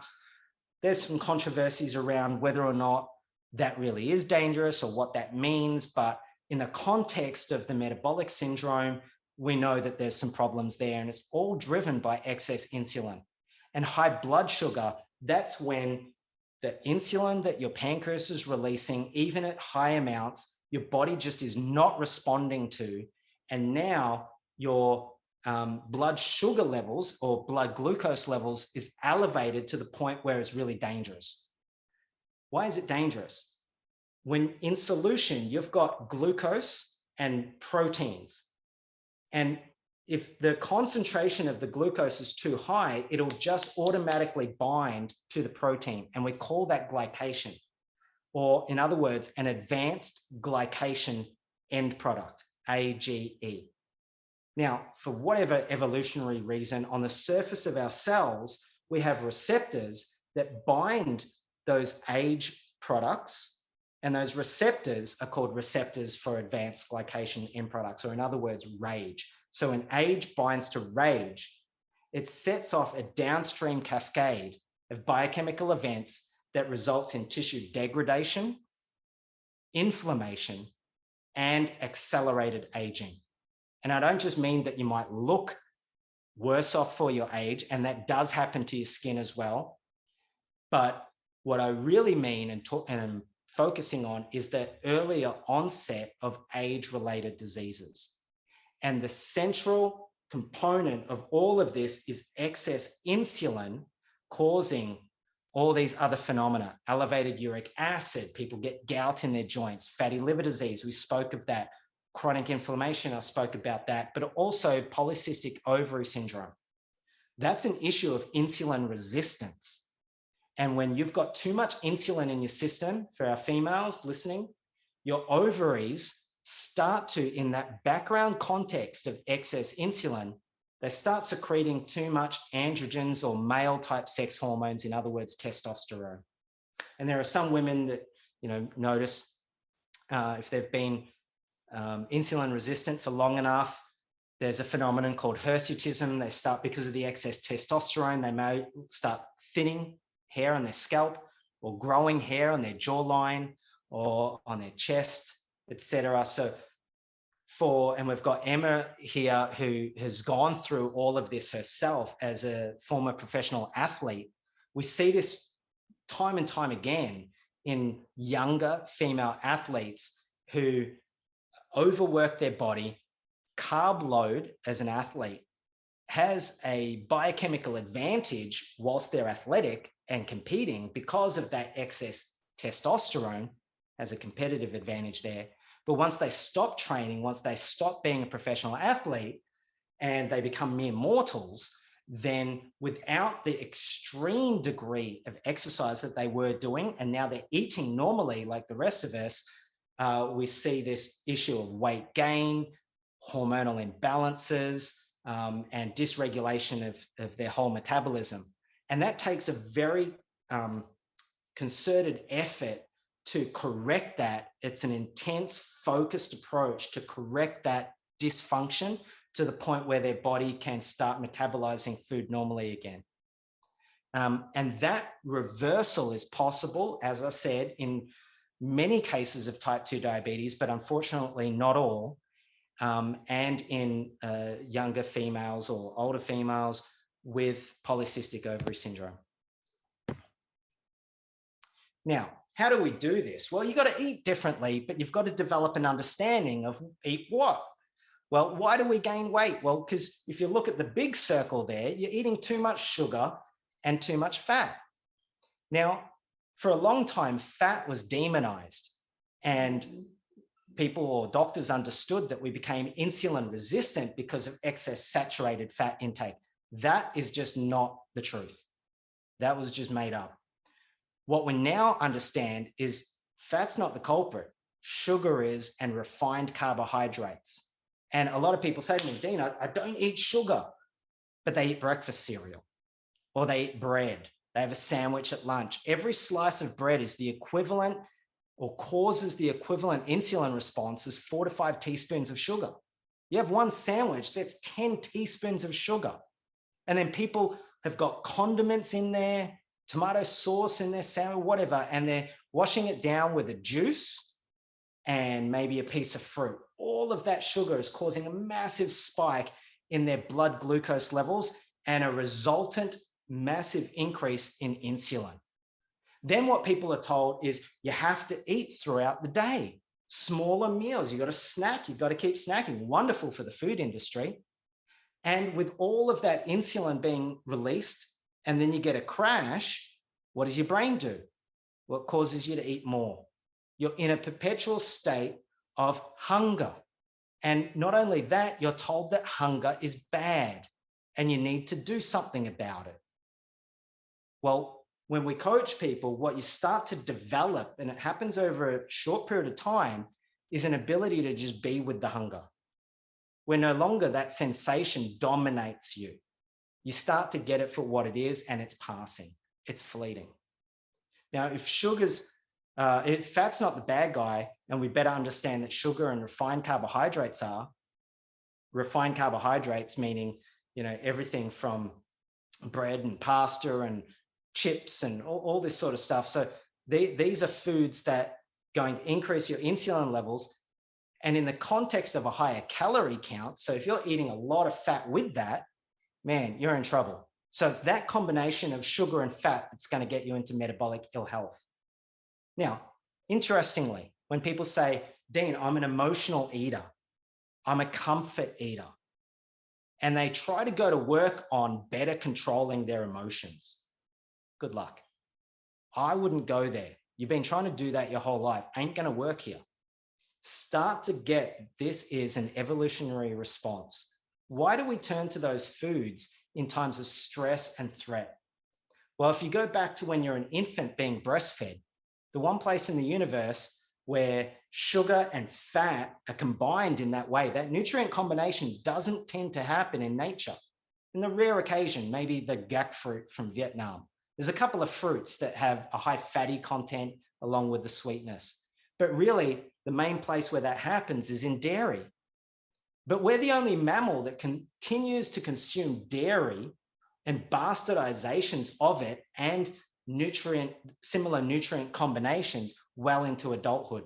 Normally what would happen is you would wean off the boob and then your brain would adjust to foods that aren't of that nutrient combination. But we weaned off the boob and they kept feeding us dairy and ice cream and chocolate and all the way through to savory versions like deep fried potato, where sugar and fat are combined. And then when we're stressed and life is occurring as a threat to us, they're the foods that we turn to because it reminds our brain of the most nourishing, safest, nurturing place in the universe. Well, what if you could grow up? What if you could start eating the foods that are actually beneficial to you? And if you look at the smaller circle, and yet the quantities are proportionate, so you want to eat less. But if you just ate less and the majority of your food was vegetables and lean proteins, you're going to be fine. But what's this category in the middle that isn't necessarily that well distinguished for people? Well, these are foods that may not cause you to gain weight, but they prevent you from losing weight. And I hear it all the time. Dean, I'm eating really clean and I'm just eating salads all the time. Okay, great. Tell me what's in your salad. Well, there's carrot and there's beetroot and there's some quinoa in there and So all these foods that have what we call a high glycemic load. So this is the combination of the total amount of carbohydrates, and those carbohydrates have a high glycemic index, which means they stimulate a lot of insulin. And then they include in their salad some avocado and some salmon. So these are foods that have a high calorie count because of the fatty acid component. And then there are other foods that they include in there that cause inflammation, especially in the gut. And I mean, the two most inflammatory and obvious foods that you could eat that have that response in the gut are grains and dairy, i.e. feta in your salad and other grains that people, avocado on toast, people call that healthy. Listen, that's, if you knew about the avocado industry, maybe you wouldn't think that that was such, a magical food. In one sense, yes, it is great and it's consistent with some healthy eating habits when you're metabolically well. But, you should do your own research in the food industry and start learning about where our avocados come from. And as I said, not only do you want to better transform your biochemistry and your hormonal profile, you want the optimal body composition when you get to your ideal body weight. So what we understand from all the scientific literature and all various ways to lose weight is people lose a lot of weight, but they also lose too much muscle mass. Historically, what we've learned from the fitness industry, and you've got to remember that health and fitness are two distinct phenomena. And when people want to restore health, the first actions that they take out are something in the realm of fitness. No, that's a distinct phenomenon. You want to handle your biochemistry first and transform how you relate to that. So when people lose weight, a good 25% of that total weight lost is from their muscle mass. Now that's unacceptable. Why? Because your muscle is your number one calorie burner. So you want to preserve as much of that muscle mass as possible. What we've been told is you have to go into the gym and do a lot of strenuous resistance training to build that muscle up. Now, that's really difficult for people when you're trying to lose weight because you're calorie restricting. And for many people these days, they have a better understanding of a low carbohydrate diet. So you're not going to have the energy reserves to be able to conduct that degree of exertion, nor do you have in the undernourished dietary approach capacity to fuel and heal from the damage done when you exercise. But also that exercise is just going to use up whatever glycogen you've got in your muscle. And then it's going to stimulate your brain to go, hey, I just need to eat more. And then managing yourself on a diet becomes harder and harder. As you increase your energy exertion, so too does your appetite go up. So how do we counter some of that phenomena around weight loss? Well, what we've designed is a very simple protocol that's been medically designed and it's been clinically validated all over the world. We utilize affordable products that are readily available either through us or it's on the shelf in the Australian market. We don't have proprietary products that you must buy. I mean, there are some basic supplements, obviously, that are mandatory to ensure nutritional completeness. And then we've got proprietary tools that support you on your journey and a lot of education and training. So what's different about our protocol? If you look on the left, you've got the standard Australian diet, where a good 50% of your total caloric intake is from carbohydrates. And that's what we've been told to eat our whole lives. And then you've got a certain amount from fat, and everyone's trying to kind of lessen the fat intake. We know that fat's a lot of calories, and then there's a certain amount of protein to sustain proper health and nutrition. Every part of your body needs good protein. And then you've got a certain amount of all the micronutrients, the vitamins and minerals. Now, how people lose weight is they just eat less. Oh, I'm just going to diet. That's what people do, and they starve themselves. Well, this isn't very sustainable over a long period of time, and very low calorie diets, they're not sustainable. And people go on crash diets, and what happens is, yes, they lose a lot of weight because of that calorie deficit. And you've got to understand this. The only thing that's going to cause you to lose weight is a calorie deficit. So they eat less, and try and work out more to create that calorie deficit, but they reduce the total calories in the same ratios of those macronutrients. So you're still consuming carbs, and you might cut down a little bit on fat, but you're also reducing your total protein intake. What does that mean? Well, the adequate amount of protein that you need to intake isn't being met. So you're going to lose muscle mass. And if you look there, your vitamin and mineral intake is reduced as well, because the sheer volume of food has been reduced and people don't supplement properly. So, okay, now people have a better understanding of this ketogenic diet now and low carb approaches, and which is great.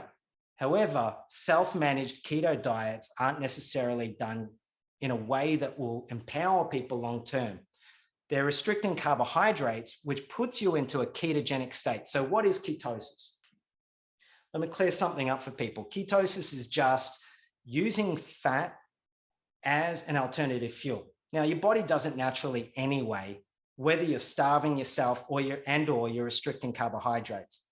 So what happens is if you restrict carbohydrates, generally below 50 grams of carbohydrates per day, your body's left with two options to use as fuel, fat or protein, and it uses both.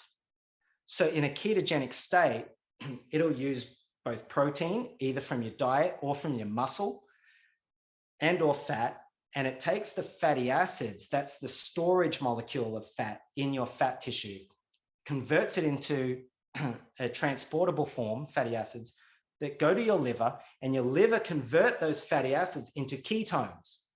And there's three major ketones: beta-hydroxybutyrate, acetoacetate, and acetone. For those of you who have gone into a ketogenic state, sometimes you can smell the acetone for a short period of time in your breath, or you can piss on a keto strip and it turns purple, and that measures the acetoacetate in your urine, or you can take a blood test and you can measure the beta-hydroxybutyrate. So that means that you're in ketosis, and the rest of your body is now, well, can use ketones as an alternative to glucose as a fuel. Now, the problem there, again, is even the clinical studies show ketogenic diets, there's still a significant loss of total starting muscle mass. And that, again, we don't want. Also, the excess fat intake messes with the gut microbiome, and that's an important component of restoring health and vitality in people long term. So what do we do in the Simplr Health protocol? We sustain an adequate amount of protein intake. We restrict carbohydrates, but we also restrict fat intake. We ensure that the patient or the client gets a sufficient amount of essential fatty acids, but we restrict the total fat intake. So you can see in this graph, the fourth column, there's quite a large calorie deficit that your body will adapt and make up for that calorie deficit and derive those required calories from your own fat tissue. Because we're ensuring that there's enough protein consumed throughout the day, you will also maintain as much of that muscle mass as possible. And we supplement in the required amount of vitamins and minerals to ensure optimal health and vitality at the cellular level. Now, this is not forever. People say, oh, it's not sustainable. No, it's not. Well, it is for a really long time until you hit your ideal body weight. And when you get to your ideal body weight, we celebrate, and then there's a structured transition back to a more balanced diet. And you can see here in the fourth phase of our protocol, that's where we stabilize you. And that stabilization phase involves a diet that is more consistent with the Mediterranean diet, where there's an adequate amount of protein, there's more fat taken in, good quality fats from, if you're eating animal sources of fat, we know that that's not dangerous like it was once thought to be, but good quality fish oils, avocado oil, olive oil, of course, but there's a lower amount of carbs consumed. So you're still eating carbohydrates, but there's a lower average amount that you consume, and you're getting a lot more of these micronutrients, especially these longevity factors, or we call them xenofactors. These are polyphenol antioxidants that can help activate our survival genes. And this is all consistent with the Mediterranean diet. And then you start to have that be the norm for you. And that's just the standard way of eating moving forward. That's what allows people to be able to sustain those results long term. Now, this muscle sparing diet is allowed because of the quality proteins that you consume throughout the day. So you're eating simpler protein foods, and we tell you the sort of parameters on what that is. That could be shakes or bars or these things that are readily available. You get all your amino acids from that your liver and kidneys can use to convert to glucose. Why? Because glucose is still required by your brain, your red blood cells, and your adrenal medulla, your adrenal glands. And your liver and your kidneys will convert enough of the amino acids into enough glucose in just the right amount. Now, that's what spares your muscle from being metabolized, is eating enough protein throughout the day, not just leaving the bulk of your protein intake towards the end of the day. You want to eat consistently throughout. And you can't consume alcohol. Why? Because alcohol consumption inhibits gluconeogenesis. So whilst you're in the ketogenic state, you consume ethanol, which is alcohol. It'll stop your liver and kidneys, or especially in your liver, from producing the glucose that your brain needs. Although you might be in the legal limit of blood alcohol levels, you're going to be cognitively impaired. So we have a blanket rule, no alcohol when our clients are in ketosis. So these are the 5 key components. You want to make sure that you eat enough volume of food. So if you've been looking at losing weight, people make the mistake of eating less volume of food. So you want to reduce the total calories, but you want the volume of food to be quite substantial. And you want to have an adequate amount of high quality, easily absorbable protein. And we like to use whey protein isolates or pea protein. Soy protein is also a great source. If you eat too much meat, that can be problematic in a different kind of way because of the purine toxicity and excess uric acid. So we do want you to eat a whole food protein once a day, but we limit that to 200 grams. We want it to be nutritionally complete. So we ensure that you've got, of course, adequate protein, all the essential fatty acids, but also all the micronutrients that we talked about. You want to create a sufficient calorie deficit to lose the weight. Now, if you think you can create a sufficient calorie deficit through exercise, you need a tutorial in mathematics. You're just not going to be able to do it. You're going to be on the treadmill working your ass off and your ass isn't coming off, right? You've got to restrict the total calories that you consume. You've got to restrict the carbohydrates to alter your biochemistry and reprogram your metabolism. And that's the 5th pillar, which is carbohydrate restriction. So, like I said, here's the diet that we do. I mean, there's more structure to it than this, but this gives the basics. You want to have some kind of protein meal replacement products, 3 of them throughout the day. Eat 4 cups of low glycemic index vegetables throughout the day. You want to have a lean protein, 200 grams. You want to have an unlimited amount of salads. So raw lettuce, raw celery, cucumbers, raw mushrooms, raw radishes, these types of foods you can eat in unlimited amounts. And you want that bulk in your gut a couple of times a day to stretch it. And that helps to reprogram your satiety levels. So you're only hungry at your scheduled meal times. You can actually program your body to do that. You want to have a sufficient amount of water. Now, if you restrict your carbohydrate intake, then your kidneys aren't going to retain all that fluid and you're going to piss a lot when you go into ketosis. So you need to get that fluid back in. And in fact, for your body to break up your fat and use it as a fuel, water is essential for that reaction. So you've got to remain hydrated. You want to make sure that you've got enough essential fatty acids, fish oil, olive oil. That's usually enough to keep your gallbladder happy, but also for your brain health as well. And to keep your cholesterol, your HDL cholesterol where it needs to be. And you want to make sure that you supplement with sufficient vitamins and minerals and have an adequate amount of salt. Now, here's the thing. We've all been told that salt is bad. Why? Because it increases your risk of developing hypertension. In other words, high blood pressure. Well, yes, high blood pressure is the #1 risk factor for all-cause mortality. So, of course, we don't want that. But what people need to understand, it's for the most part, salt is only dangerous in a background context of high insulin, because it's the insulin that causes your kidneys to retain that sodium and therefore fluid, and increases renal hypertension and overall blood pressure. So when you're restricting carbohydrates and your insulin levels decrease, you're also excreting a lot of fluids, you're using up all your electrolytes, so you need to supplement them back in. And there's a way to do that properly. So these are the 4 phases that, for people who start their health journey with us, we take you through and we guide you through these 4 phases. The first one is the hormone rebalancing, fat reduction, metabolic reprogramming phase. That's where we reduce the total calories to around 800 kilocalories per day. Now, that might freak you out when you see that number. It's like, how are you going to survive on 800 kilocalories? Listen, your body adapts, plus the volume of food is quite substantial. In fact, the #1 complaint, especially from women, in the second week of the protocol is, oh my God, there's too much food. I can't eat it all. And that kind of flies in the face of what you typically know to be true.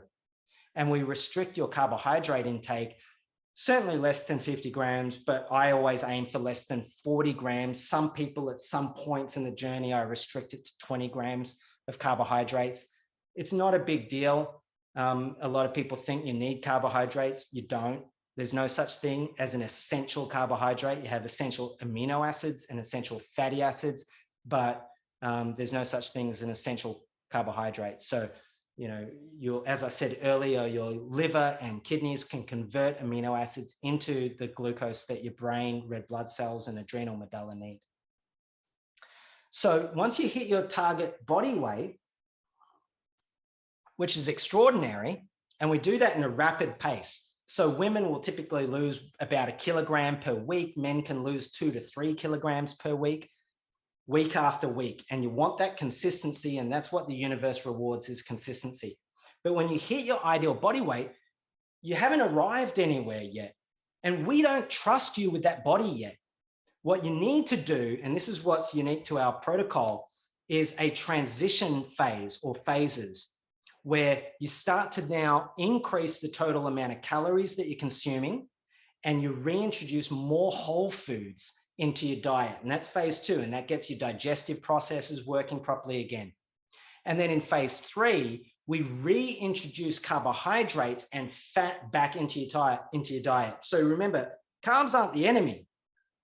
Carbs can be problematic if you eat them irresponsibly.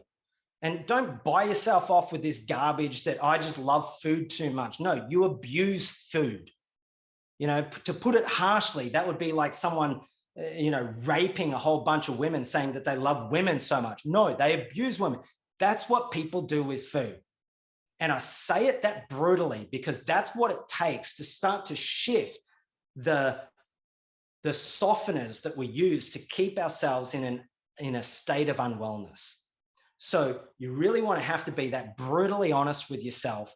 And we start to develop a mature understanding of not just the numbers, but of carbohydrates. And you start to learn what carbohydrates can you eat? When can you eat them throughout the day? How much can you eat throughout the day? And what happens when you do have an indulgence? How do you correct that the very next day? And in phase 4, you start to develop the discipline that empowers and enables you to sustain this kind of lifestyle habit for the rest of your life. And then you can go die of something other than heart disease or type 2 diabetes or stroke or cancer or dementia, which many people call type 3 diabetes, Alzheimer's, dementia, etc. It's an insulin resistant component to that centrally in the brain. So what else are you going to die from? I don't know. Use your body and your sense of well-being to get up to something, again, like I said before, bigger than yourself. Go make a difference. Get up to something kind of ruffles a few feathers, piss a few people off, get assassinated. That would be a fantastic way to go and a great story for your grandkids to tell. And you want to live long enough for your grandkids to be able to tell this story because you want to tell it to them, right? Rather than just dying of a heart attack. That's so beige and boring, right? So in phase 4, you want to stabilize, you want to understand your state of metabolic neutrality. That takes a fair amount of intellectual effort, discipline, and this is where exercise becomes more important. And we've got some phenomenal movement experts, and on this Zoom chat, Emma is one of them, world champion gymnast known as Australia's Beam Queen, and she's really committed to helping people, especially younger women, find that balance with their hormones and their sense of their relationship to themselves and their life and their body. And who better to do that than Emma as one of the coaches? So, really lucky for us to have her on the team. And this brings us to the point where, for those of you who have been struggling to do this on your own, this kind of diet isn't designed to be done on your own. I can give you all the details. You just reach out to me and I'll send it to you. But this stuff is really designed to be done in partnership with a coach. And this paper this is from a medical journal, the Mayo Clinic, talking about the importance of counseling or health coaching. And, there really is this sacred space between a coach and a coachee, where the coachee can use the coach as a resource to empower them along the way. And you are going to hit some barriers and there are going to be times where you're going to want to quit. And if you've got someone there, not just as an accountability structure, but someone that can keep breathing life into you, and you do it as a partnership, and this kind of partnership enables you to be able to go past those sticking points where you would ordinarily throw your hands up and quit, where you would have some slight deviation. And at that point, left to your own devices, you would just go, screw it. I've stuffed it. I may as well just ruin it and eat heaps of pizzas, and I'll get back to the diet after Easter or after Christmas or next year. And how many times have people told themselves next year or on Monday, and the little voice in your head just keeps you trapped? But if you've got a coach there and all you do is you just keep focusing on what they tell you to do, you will produce the results. I promise you. These are the kind of coaching strategies that make the biggest difference. You want to find yourself in the world of performance, in other words, actions or inactions, distinct from the world of reasons. See, the world of reasons keep you stuck. And when I ask people, how did you end up the way that you are? In other words, your performance outcomes are your waist, circumference, your total body weight, your blood chemistries, your state of ill health, any diagnosis that you've received from a doctor. That's what we call your performance outcomes. When I ask people about that and investigate, there's always some response about the circumstances in their life that led to those outcomes. Well, that's just life happening, and not to lessen the validity of that kind of view, but it hasn't offered you much power in handling your metabolic ill health to this point. So maybe there's another way to look at this. Without invalidating yourself, maybe you can start to see some of those circumstantial phenomena and how you've used them as reasons and excuses and explanations and justifications for how you are right now. What if your performance outcomes were not due to your circumstances? What if they were due solely on your performance? And performance distinguished as actions or inactions. And when you can start to grapple with that and discover it over time, you also have to inquire into, well, who's taking those actions? Well, you are, but who are you?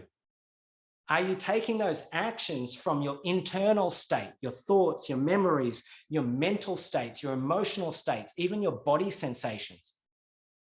Or is the you that I'm referring to given by your word, your commitments, and the promises and agreements that you have in place?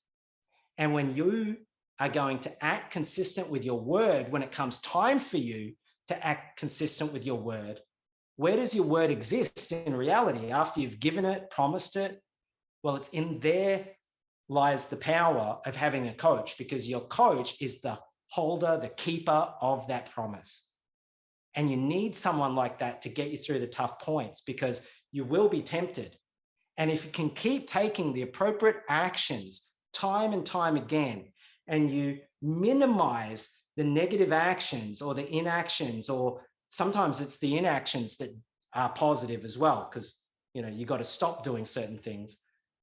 Do that consistently enough over a long period of time, you're losing 4 to 10 kilograms every month, week after week, month after month. I mean, Trevor just shared one of the clients that he's been coaching, or he shared it, in fact, Glenn in the UK, who's on this Zoom call, 67 kilograms down. That's more than 40% of his total starting body mass, with no drugs, no surgery. And what was amazing in those photos, Glenn, and just to acknowledge you, great job, but the quality of the nutrition that you've been consuming has not only allowed you to sustain that progression towards, proper health over this amount of time, but the skin saggage isn't that bad. And I promise you, once you get to your ideal body weight, give it long enough when you reintroduce exercise, and there will be some improvement to that integrity of your skin sag as well. So, don't be too concerned about that. We see it time and time again. So what does the data show? This is a cohort of 164 females who are obese in a 16-week period. They lost 25% of their total starting body mass, 25% of their fat mass.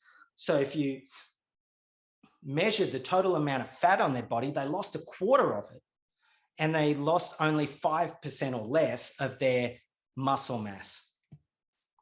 What does this look like with regards to metabolic parameters? This is a study using this approach over 230 patients. There was an 86% compliance rate. On average, men lost 1.6 kilograms. Women was over 1 kilogram. There was a mean weight reduction of 15% of total starting body mass. That's combined men and women. And we saw improvements in their blood pressure as well. What about in those that already have or are at risk of cardiometabolic disorders, such as heart attack, or they've got high cholesterol, et cetera, and these patients are being treated by their cardiologist with statin drugs. Well, statin drugs are designed to reduce your total cholesterol, and what we saw in these 36 patients over a 12-week period, again, 14% total reduction in total body mass. We saw a further 17% reduction in total cholesterol. And interestingly enough, almost 60% reduction in their triglycerides. And the triglycerides cause a lot of the oxidative damage in the pancreas that ultimately leads to some metabolic dysfunction in the beta cells and type 2 diabetes. So that's great that that's reducing. What does this look like in a bigger cohort of patients? 752. I'm not making this dietary stuff up. Like I said before, it's medically designed. It's been clinically validated. 752 patients in a 12-week period, and their cholesterol lowered and their triglycerides reduced by 40%. What about patients that are not well and they've got a lot of inflammation, they're healing? Well, this is a cohort of 24 females that had undergone breast cancer surgery. In a 19-week period, they lost almost 20% of their total starting body mass. And again, this is just nutritional, and a 40% of C-reactive protein. What's C-reactive protein? It's a marker of inflammation. Remember I said earlier that in a background context of high inflammation, your body can't heal. So when a doctor sees this, that there's been that degree of reduction in their markers of inflammation, they're like, wow, no wonder they healed so quickly from that recovery. And in fact, this kind of nutritional approach is used extensively by a number of doctors in hospital setups and systems in the United States prior to surgery, because it significantly reduces the inflammatory response and empowers the healing process post-surgery and allows patients to get out of that hospital bed earlier, because hospitals are a business and they want to have a higher turnover and make those beds available to more patients. So it's a good thing for the hospital. It's a good thing for the patient as well. This was a study conducted more recently, and this was done in a retail pharmacy environment in Canada. It was published in Nature Communications in 2020, and where they took a number of type 2 diabetic patients and put them on this nutritional approach and coached them from a retail pharmacy environment. And in a 12-week period, 36.5% of these type 2 diabetic patients were able to come off all medications. So this is what we call a de-prescribing approach, which is game-changing, where a pharmacist whose bread and butter comes from selling drugs is willing to take on a more healthful approach to provide better outcomes for the patients that come in and see them and get them off those medications. And that's extraordinary. And then I'm sure there'll be a longer term study that they publish where they can see over a longer period of time, maybe more of those patients can come off those medications. This includes patients who have type 2 diabetes that have progressed to exogenous insulin injections. How is this possible? What we better understand now, when, as I said, 50% of that pancreatic beta cell function is lost when a doctor diagnoses a patient with type 2 diabetes. We used to think that those pancreatic beta cells die. What we better understand now is they go back into a precursor state. It's like a form of early retirement for those cells. They're still hanging around, they're still alive, they're just no longer responsive to the glucose that's being, consumed, and they don't secrete insulin anymore. Worse than that, it's like when human beings go into a state of early retirement, you start complaining about your lot in life. And that's what these cells do in the form of the secretion of inflammatory molecules. And these inflammatory molecules start recruiting other cells to become like them.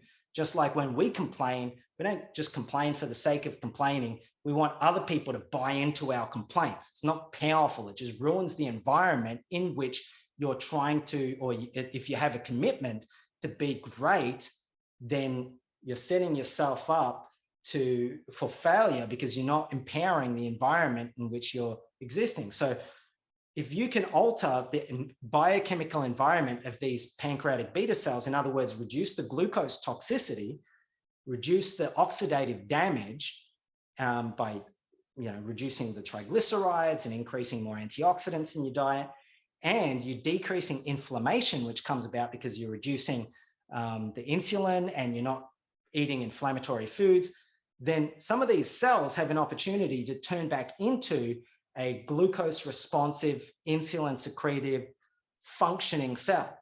And therefore those patients no longer require the insulin injections, they can do it themselves. And they restore insulin sensitivity in the tissues where it's been lost. So that's a big, big, big deal. And in fact, the Diabetes Association of Australia has changed the literature on their website that says that diabetes is not just a progressive disease anymore, that it can be put into remission. And we're starting to see this more and more in the literature, and hopefully more and more people cotton onto that phenomenon. So we've got some examples of people who have lost weight here. This is Lisa. She lost the weight and became a champion rower. We see some rock stars who lose the weight and look like rock stars now. This patient here, you can see on his left leg, lower limb, there's some atrophy of his calf muscle. That's because prior to starting the diet, Chris had ruptured his Achilles and he was undergoing rehabilitation for that, and which happened really fast because there was a significant reduction in inflammation in his body. So his Achilles was able to heal a lot faster. His physiotherapist was very impressed. Maya here, who had been obese for almost all her life, and she lost at least 40% of her total starting body mass. And she shared extensively about this journey online, and she's now got a fiance and she's kicking ass in life and loving it. And she's maintained that weight loss, which is just extraordinary. This guy here had lost 50 kilograms or something, and he used to be known by his mates as Gutsy, and they don't know what to call him anymore. In fact, his own mother didn't recognize him in this photo. This is a female client who you can see on her throat there's a scar, and she had a thyroidectomy. So a lot of people complain that their hormones are out of whack, they haven't got enough thyroid hormone, etc. Well, she didn't even have a thyroid. And anyway, she really struggled with weight loss. She lost 24 kilograms here. Doctors didn't think it was possible. She did that on the protocol. There are a couple of sticking points. I had to work with her through that. But here's the key thing. If you just commit to it and you don't give up and you take the coaching, you will get to that result. So that was amazing for her. Fraser, talk about extraordinary. This man lost 25 kilograms in 12 weeks. Trevor, our head coach, he did something similar with his own body. But what's amazing about Fraser is he's a barman, he's a bar manager, and didn't consume any alcohol whatsoever throughout the entire journey. In fact, he competed in a cocktail making competition in Darling Harbour, and he went terribly because he couldn't taste his drinks, but stuck to the protocol. I mean, it was just extraordinary, and he leaned on me a lot for the coaching, and that's what we expect of our clients. People look younger, they reverse their metabolic age. Sue reduced her metabolic age by 20 years. This is a patient who not only lost 20 plus kilograms, but she had been dealing with an inflammatory skin disorder called psoriasis, and nothing had helped her entire life. She was 45 years old when she went through this protocol, and she'd been dealing with psoriasis covering 75% of her body since she was the age of 8. And all those psoriatic lesions disappeared in 20 days. These photos are 20 days apart. People get active and start participating in life. These are international clients, so we're not limited to just people being able to come into the clinic. Most of our clients we now deal with remotely, people who lose the weight and get into clothes they haven't worn for a while. Can we do the same result with vegans? Yes, this man here is a vegan. He had struggled with his health, hadn't been able to lose the weight. He thinks I'm a magician because I just put him on this protocol and the weight fell off him. Huge advocate for the protocol. As I said, we're supported by science and medicine, and this is the team of experts that we have at Simplr Health. Dr. Phil Norrie is arguably the most degree qualified general practitioner in Australia. Dr. Corey Cunningham is the medical director of the Australian Olympic team and the New South Wales Institute of Sport. Dr. Farid Nassif in Sydney, Dr. Edmund Ng in Melbourne, Dr. Olivia Lessler in Queensland. We've also got Eric, who's my neuro rehab specialist. We've got Angelo, who's a physiotherapist and a clinical nutritionist. David Boyle is a master strength and conditioning coach. A lot of people who know the rugby world would know of him. And Thomas Roman is just an exceptional movement expert, along with Trevor and Emma is our team. And then we're guided by the scientific expertise of Dr. Antonio in San Diego, Dr. Kristen, a neurobiologist in LA, Russell's here in Sydney, John Allerman's a gut microbiologist, Cameron Jones is an environmental microbiologist. A lot of clients that we see are dealing with the after effects of mold toxicity. And then Dr. Chris Douglas is the owner of Histopath, and he's our path specialist. And then I have some mentors, Professor Joseph Maroon. He's the team neurosurgeon for the Pittsburgh Steelers, and he's also the senior vice president of the American Academy of Anti-Aging Medicine. Dr. James Mukey, many people have heard of him. He's a former Australian of the Year, the founder of Sight for All, and he's currently the Lieutenant Governor of South Australia. Professor Linfa Wang, the Batman, I shared about him earlier. He lives in Singapore. Bob Grantham, he's the co-owner of Ideal Protein. And a lot of the basic knowledge around this protocol I stole from Ideal Protein. I didn't really steal it from him. I owned the business here in Australia. And I've just taken the protocol to another level and added in a whole other degree of coaching strategies that allows us to go from 15% total starting body mass to consistently 20 to 40%. And then Glenn Coxon is a martial arts expert who used to train me. And that's the protocol. So Joe, if you can take me off screen sharing, that would be wonderful. and we've gone 2 hours and 10 minutes. And it's amazing that I've gone this far talking this much whilst recovering from COVID. My throat held up. Why? I think it's just because I'm committed to passing on as much knowledge as possible. And I'm sure after this, I'm going to sleep well. But look, my intention was that you get some value, even if you take away just one thing from that and you use it to make a difference in your life. More knowledge doesn't make the difference. You have to take what you've learned and action it and practice it consistently and long enough for a result to show up in your body. And when you start doing that, you start to retrain not only your metabolism, but also neurologically. Your brain alters, your gut microbiome starts to reconstitute, your immune system resets. And they're the kind of adaptations that happen when people go through the Simplr Health protocol. So. Great. That was awesome. I always click in when I get the people don't listen, and the best way to do that is to, notice you're not listening. And then I go, all right. And so every time I hear this, I get something new from it. So that was fantastic. And I'm sure a few people have at least a question about everything that was mentioned in this talk. So if you do, please let us know, or just unmute yourself and ask away. The floor is open while Dean can still talk.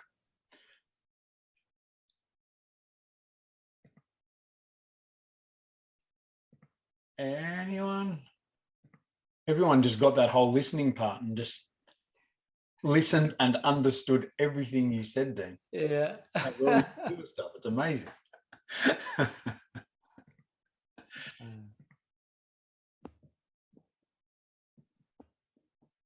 No questions? Anyone no questions? Nothing? Want to write any questions in the notes? Or? Yeah, are there any messages in the chat? Is there anyone left? There are. There's a few people. Wow, you guys are crazy. You've lasted this long. That's awesome. Thank you for listening. Rose is going to ask something. Hey, Rose. I think she's just clapping. Hi, that was fantastic. Thank you so much. I have a question. I was listening on the way home, and my mum was in the car with me, and she's got really inspired about what could be possible for her health. And she's someone who's been underweight her whole life. And I'm wondering about, I guess, what sort of, is there some kind of version of this program available to people who want to transform their health but are not looking to lose weight? Yeah, that's a whole different kind of structure that you want to put in place. Obviously, there's some key premises there. So, if you look at those 4 areas of adaptation, metabolic health. So what constitutes metabolic health is your biochemistry, your hormones, and your body composition. So people who want to put on weight, they've got a certain metabolic rate that maybe could do with some altering. Usually there's some issues around their gut microbiome. I see this a lot of younger men who want to bulk up, want to gain muscle, and they're exercising a lot and they're eating a lot, but they're not putting on the muscle that they want. Oftentimes there's issues with their gut microbiome, and that can be, there's a limited number of strategies, but they're worth trialing. But there's certainly the basics, the sheer caloric intake. Why aren't people eating? So our eating habits are often driven by our gut microbiome. We like to think that we eat the food that we eat because, we have some relationship neurologically to that food, like we like it, it's comforting, or we know something about that food or our taste. Now, most of our behavior around the foods that we eat is driven by our gut microbiome. So the bacteria in your gut are dictating and controlling your brain to go eat those foods. And for people who are underweight and just not eating enough, they've got oftentimes a certain microbial constitution of their gut that's dictating that behavior. So that's something that could be dealt with. Sometimes there's some, other psychological issues that lead to, sort of extremes like anorexia, etc., bulimia. So there's various practitioners that can assist with that, but you know, she should probably have a conversation with Trevor or myself, you know, offline. Did that answer your question, Rose? Yeah, it did. Thank you so much. Yep, that's Yeah, really you're clear. welcome. Great. No You're problem. welcome. I mean, you know, on that line though, some people who are losing weight, you do change a lot in terms of your physical appearance. I mean, especially around here, your jowls and your neck, and which, you know, makes an enormous difference to your health, but it can be a bit jarring for people when they see you around you, because they're so used to seeing a chubby head. I know it was like that with Trevor. I mean, Trevor, I look at photos, Trevor before he lost 24, 25 kilograms, and he just had this big round head. It's hilarious. And I remember the first time I saw him in person after he lost all the weight, it's like he went from being a bikie, like a tough bikie, to being a bicyclist. Like he looked like an athlete. It was extraordinary. But that can be, like I said, jarring for people to look at and see. And you might get comments like, oh my God, you're losing too much weight. You're too skinny now. And, you know, if you're on that journey, you just got to remind people that are saying that to you, that it's okay. You know how to put the fat back on if you want to in the future. It doesn't take much.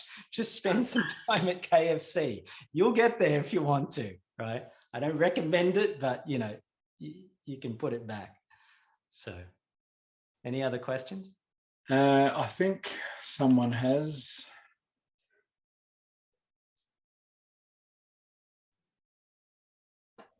Just ask them. You're there, Kerry? Hi, Dean. Hi, Trev. Thank Hello. you. I'm sitting here with Stu, Dean, so hi from me. I just wanted to ask, not so much ask a question, but just hear what you have to say about the impact of perimenopause or menopause on women and how this might fit in with your program. Because I guess as a woman now in her 50s, I'm experiencing a change in my body shape, which is obviously all hormonal related. And does this protocol help with the menopause process? And yeah, just curious on if you've got any thoughts on that.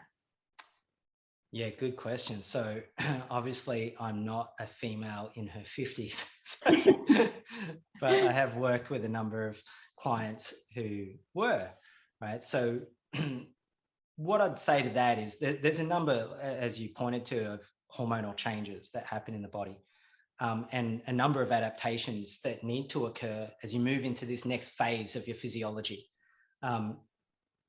My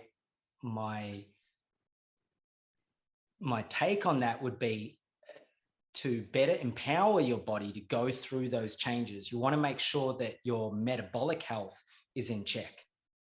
So, you know, sometimes it's like a short reset, 4 to 6 weeks on protocol, and that's enough.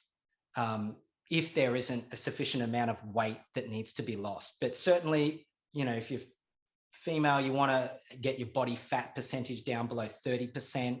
You want to get your waist circumference down to an ideal waist circumference for good health.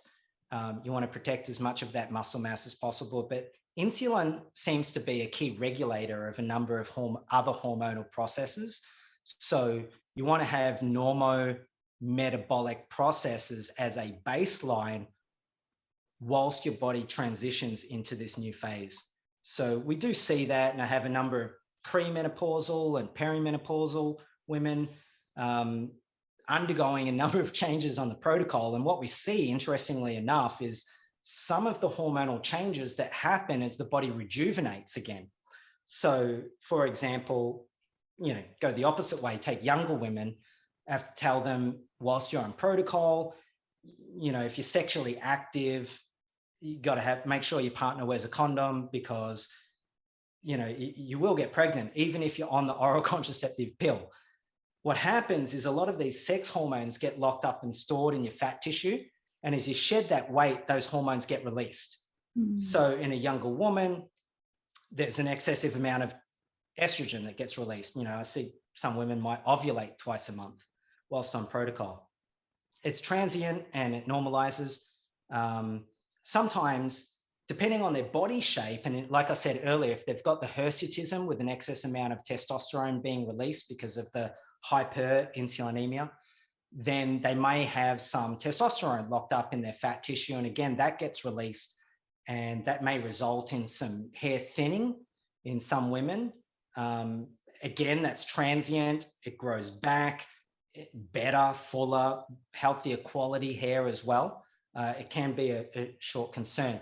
For postmenopausal women, what we see with this excess release of estrogen is a rejuvenation of a number of female processes. We see vaginas relubricate.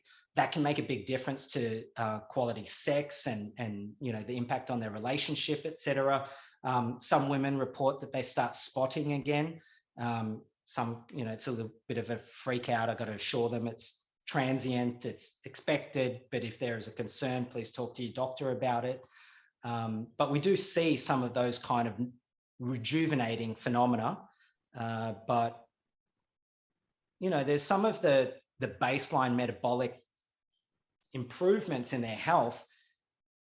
But I think what's more empowering for women as you go through this kind of change that seemingly you have very little control over, and you really don't. It's like when you're pregnant, you just, there's an alien growing inside of you and you just kind of have to let it happen.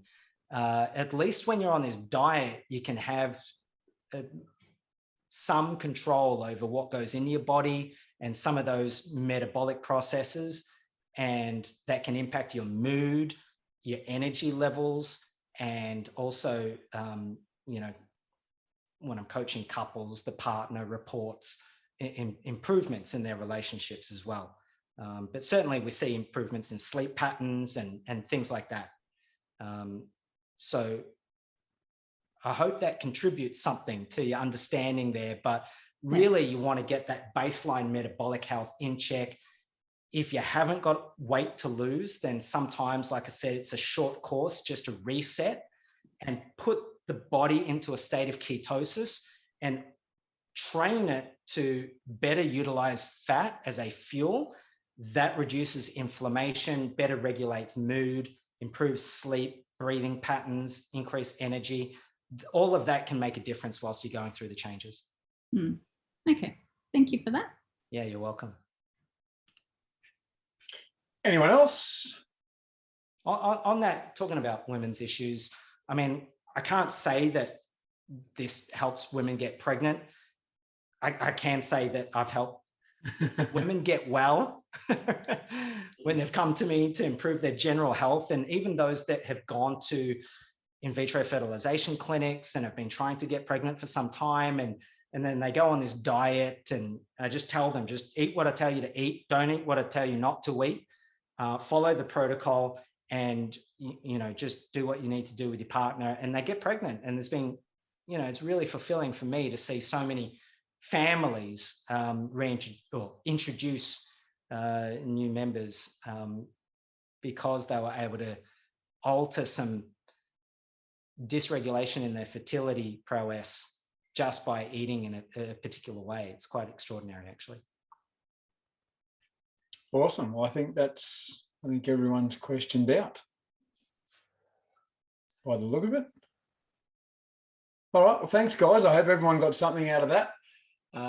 Certainly what you were looking for. I hope you can take something away from that, whether you choose to jump on board with Simplr Health or just take care of your health yourself. We're just out to impact the obesity and metabolic dysfunctional epidemic that's happening around the world, especially in the context of what's happening with COVID, and giving you a best chance of survival and giving you the best chance to live your life. Saskia's just put her hand up last minute. Here we go. Mike's. I think she's just clapping. Oh, was she? Yeah. Hand up. All right. Oh, great. Thank you. Thanks, guys. Hang around. I'm going to post up another interview shortly with Emma and I. We had a chat today about the coaching side of stuff, what we get from that, and stuff we're learning along the way as well. Like I said, I get something from these talks every time we have them. Thanks, Dean, for making yourself available on the back end of COVID. I know, you've been struggling all week, so that was I know. I mean, the acute part was, like I said, I got through that pretty unscathed, but the secondary impact that the inflammation triggered a response in my brain and kind of knocked me down a little bit whilst I've been trying to rehab it. But I feel better now. And like I said earlier, when you're up to something bigger than yourself, there's less concern here. So if you can be responsible for the basics, the baseline of your health, and just have that handled to a certain degree, you can get up to more and, participate in your health, but inside of a bigger context where your actions can make a difference elsewhere. So, I invite you all to take that on for yourself and those that you care about, and just, again, really appreciate you listening this long. Thanks, guys. We'll talk again soon. Have a good night. Good night.